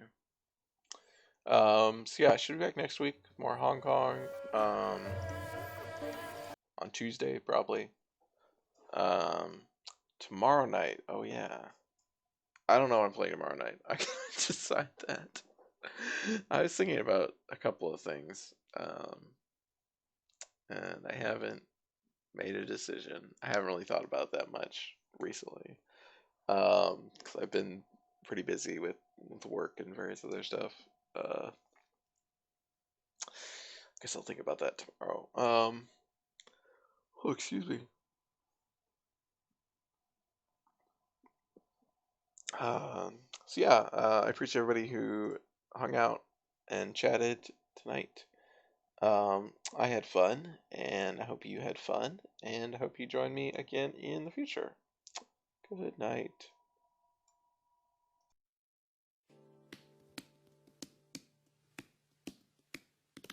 So long, farewell to you, my friends. Goodbye for now, until we meet again. I say so long, farewell to you, my friends.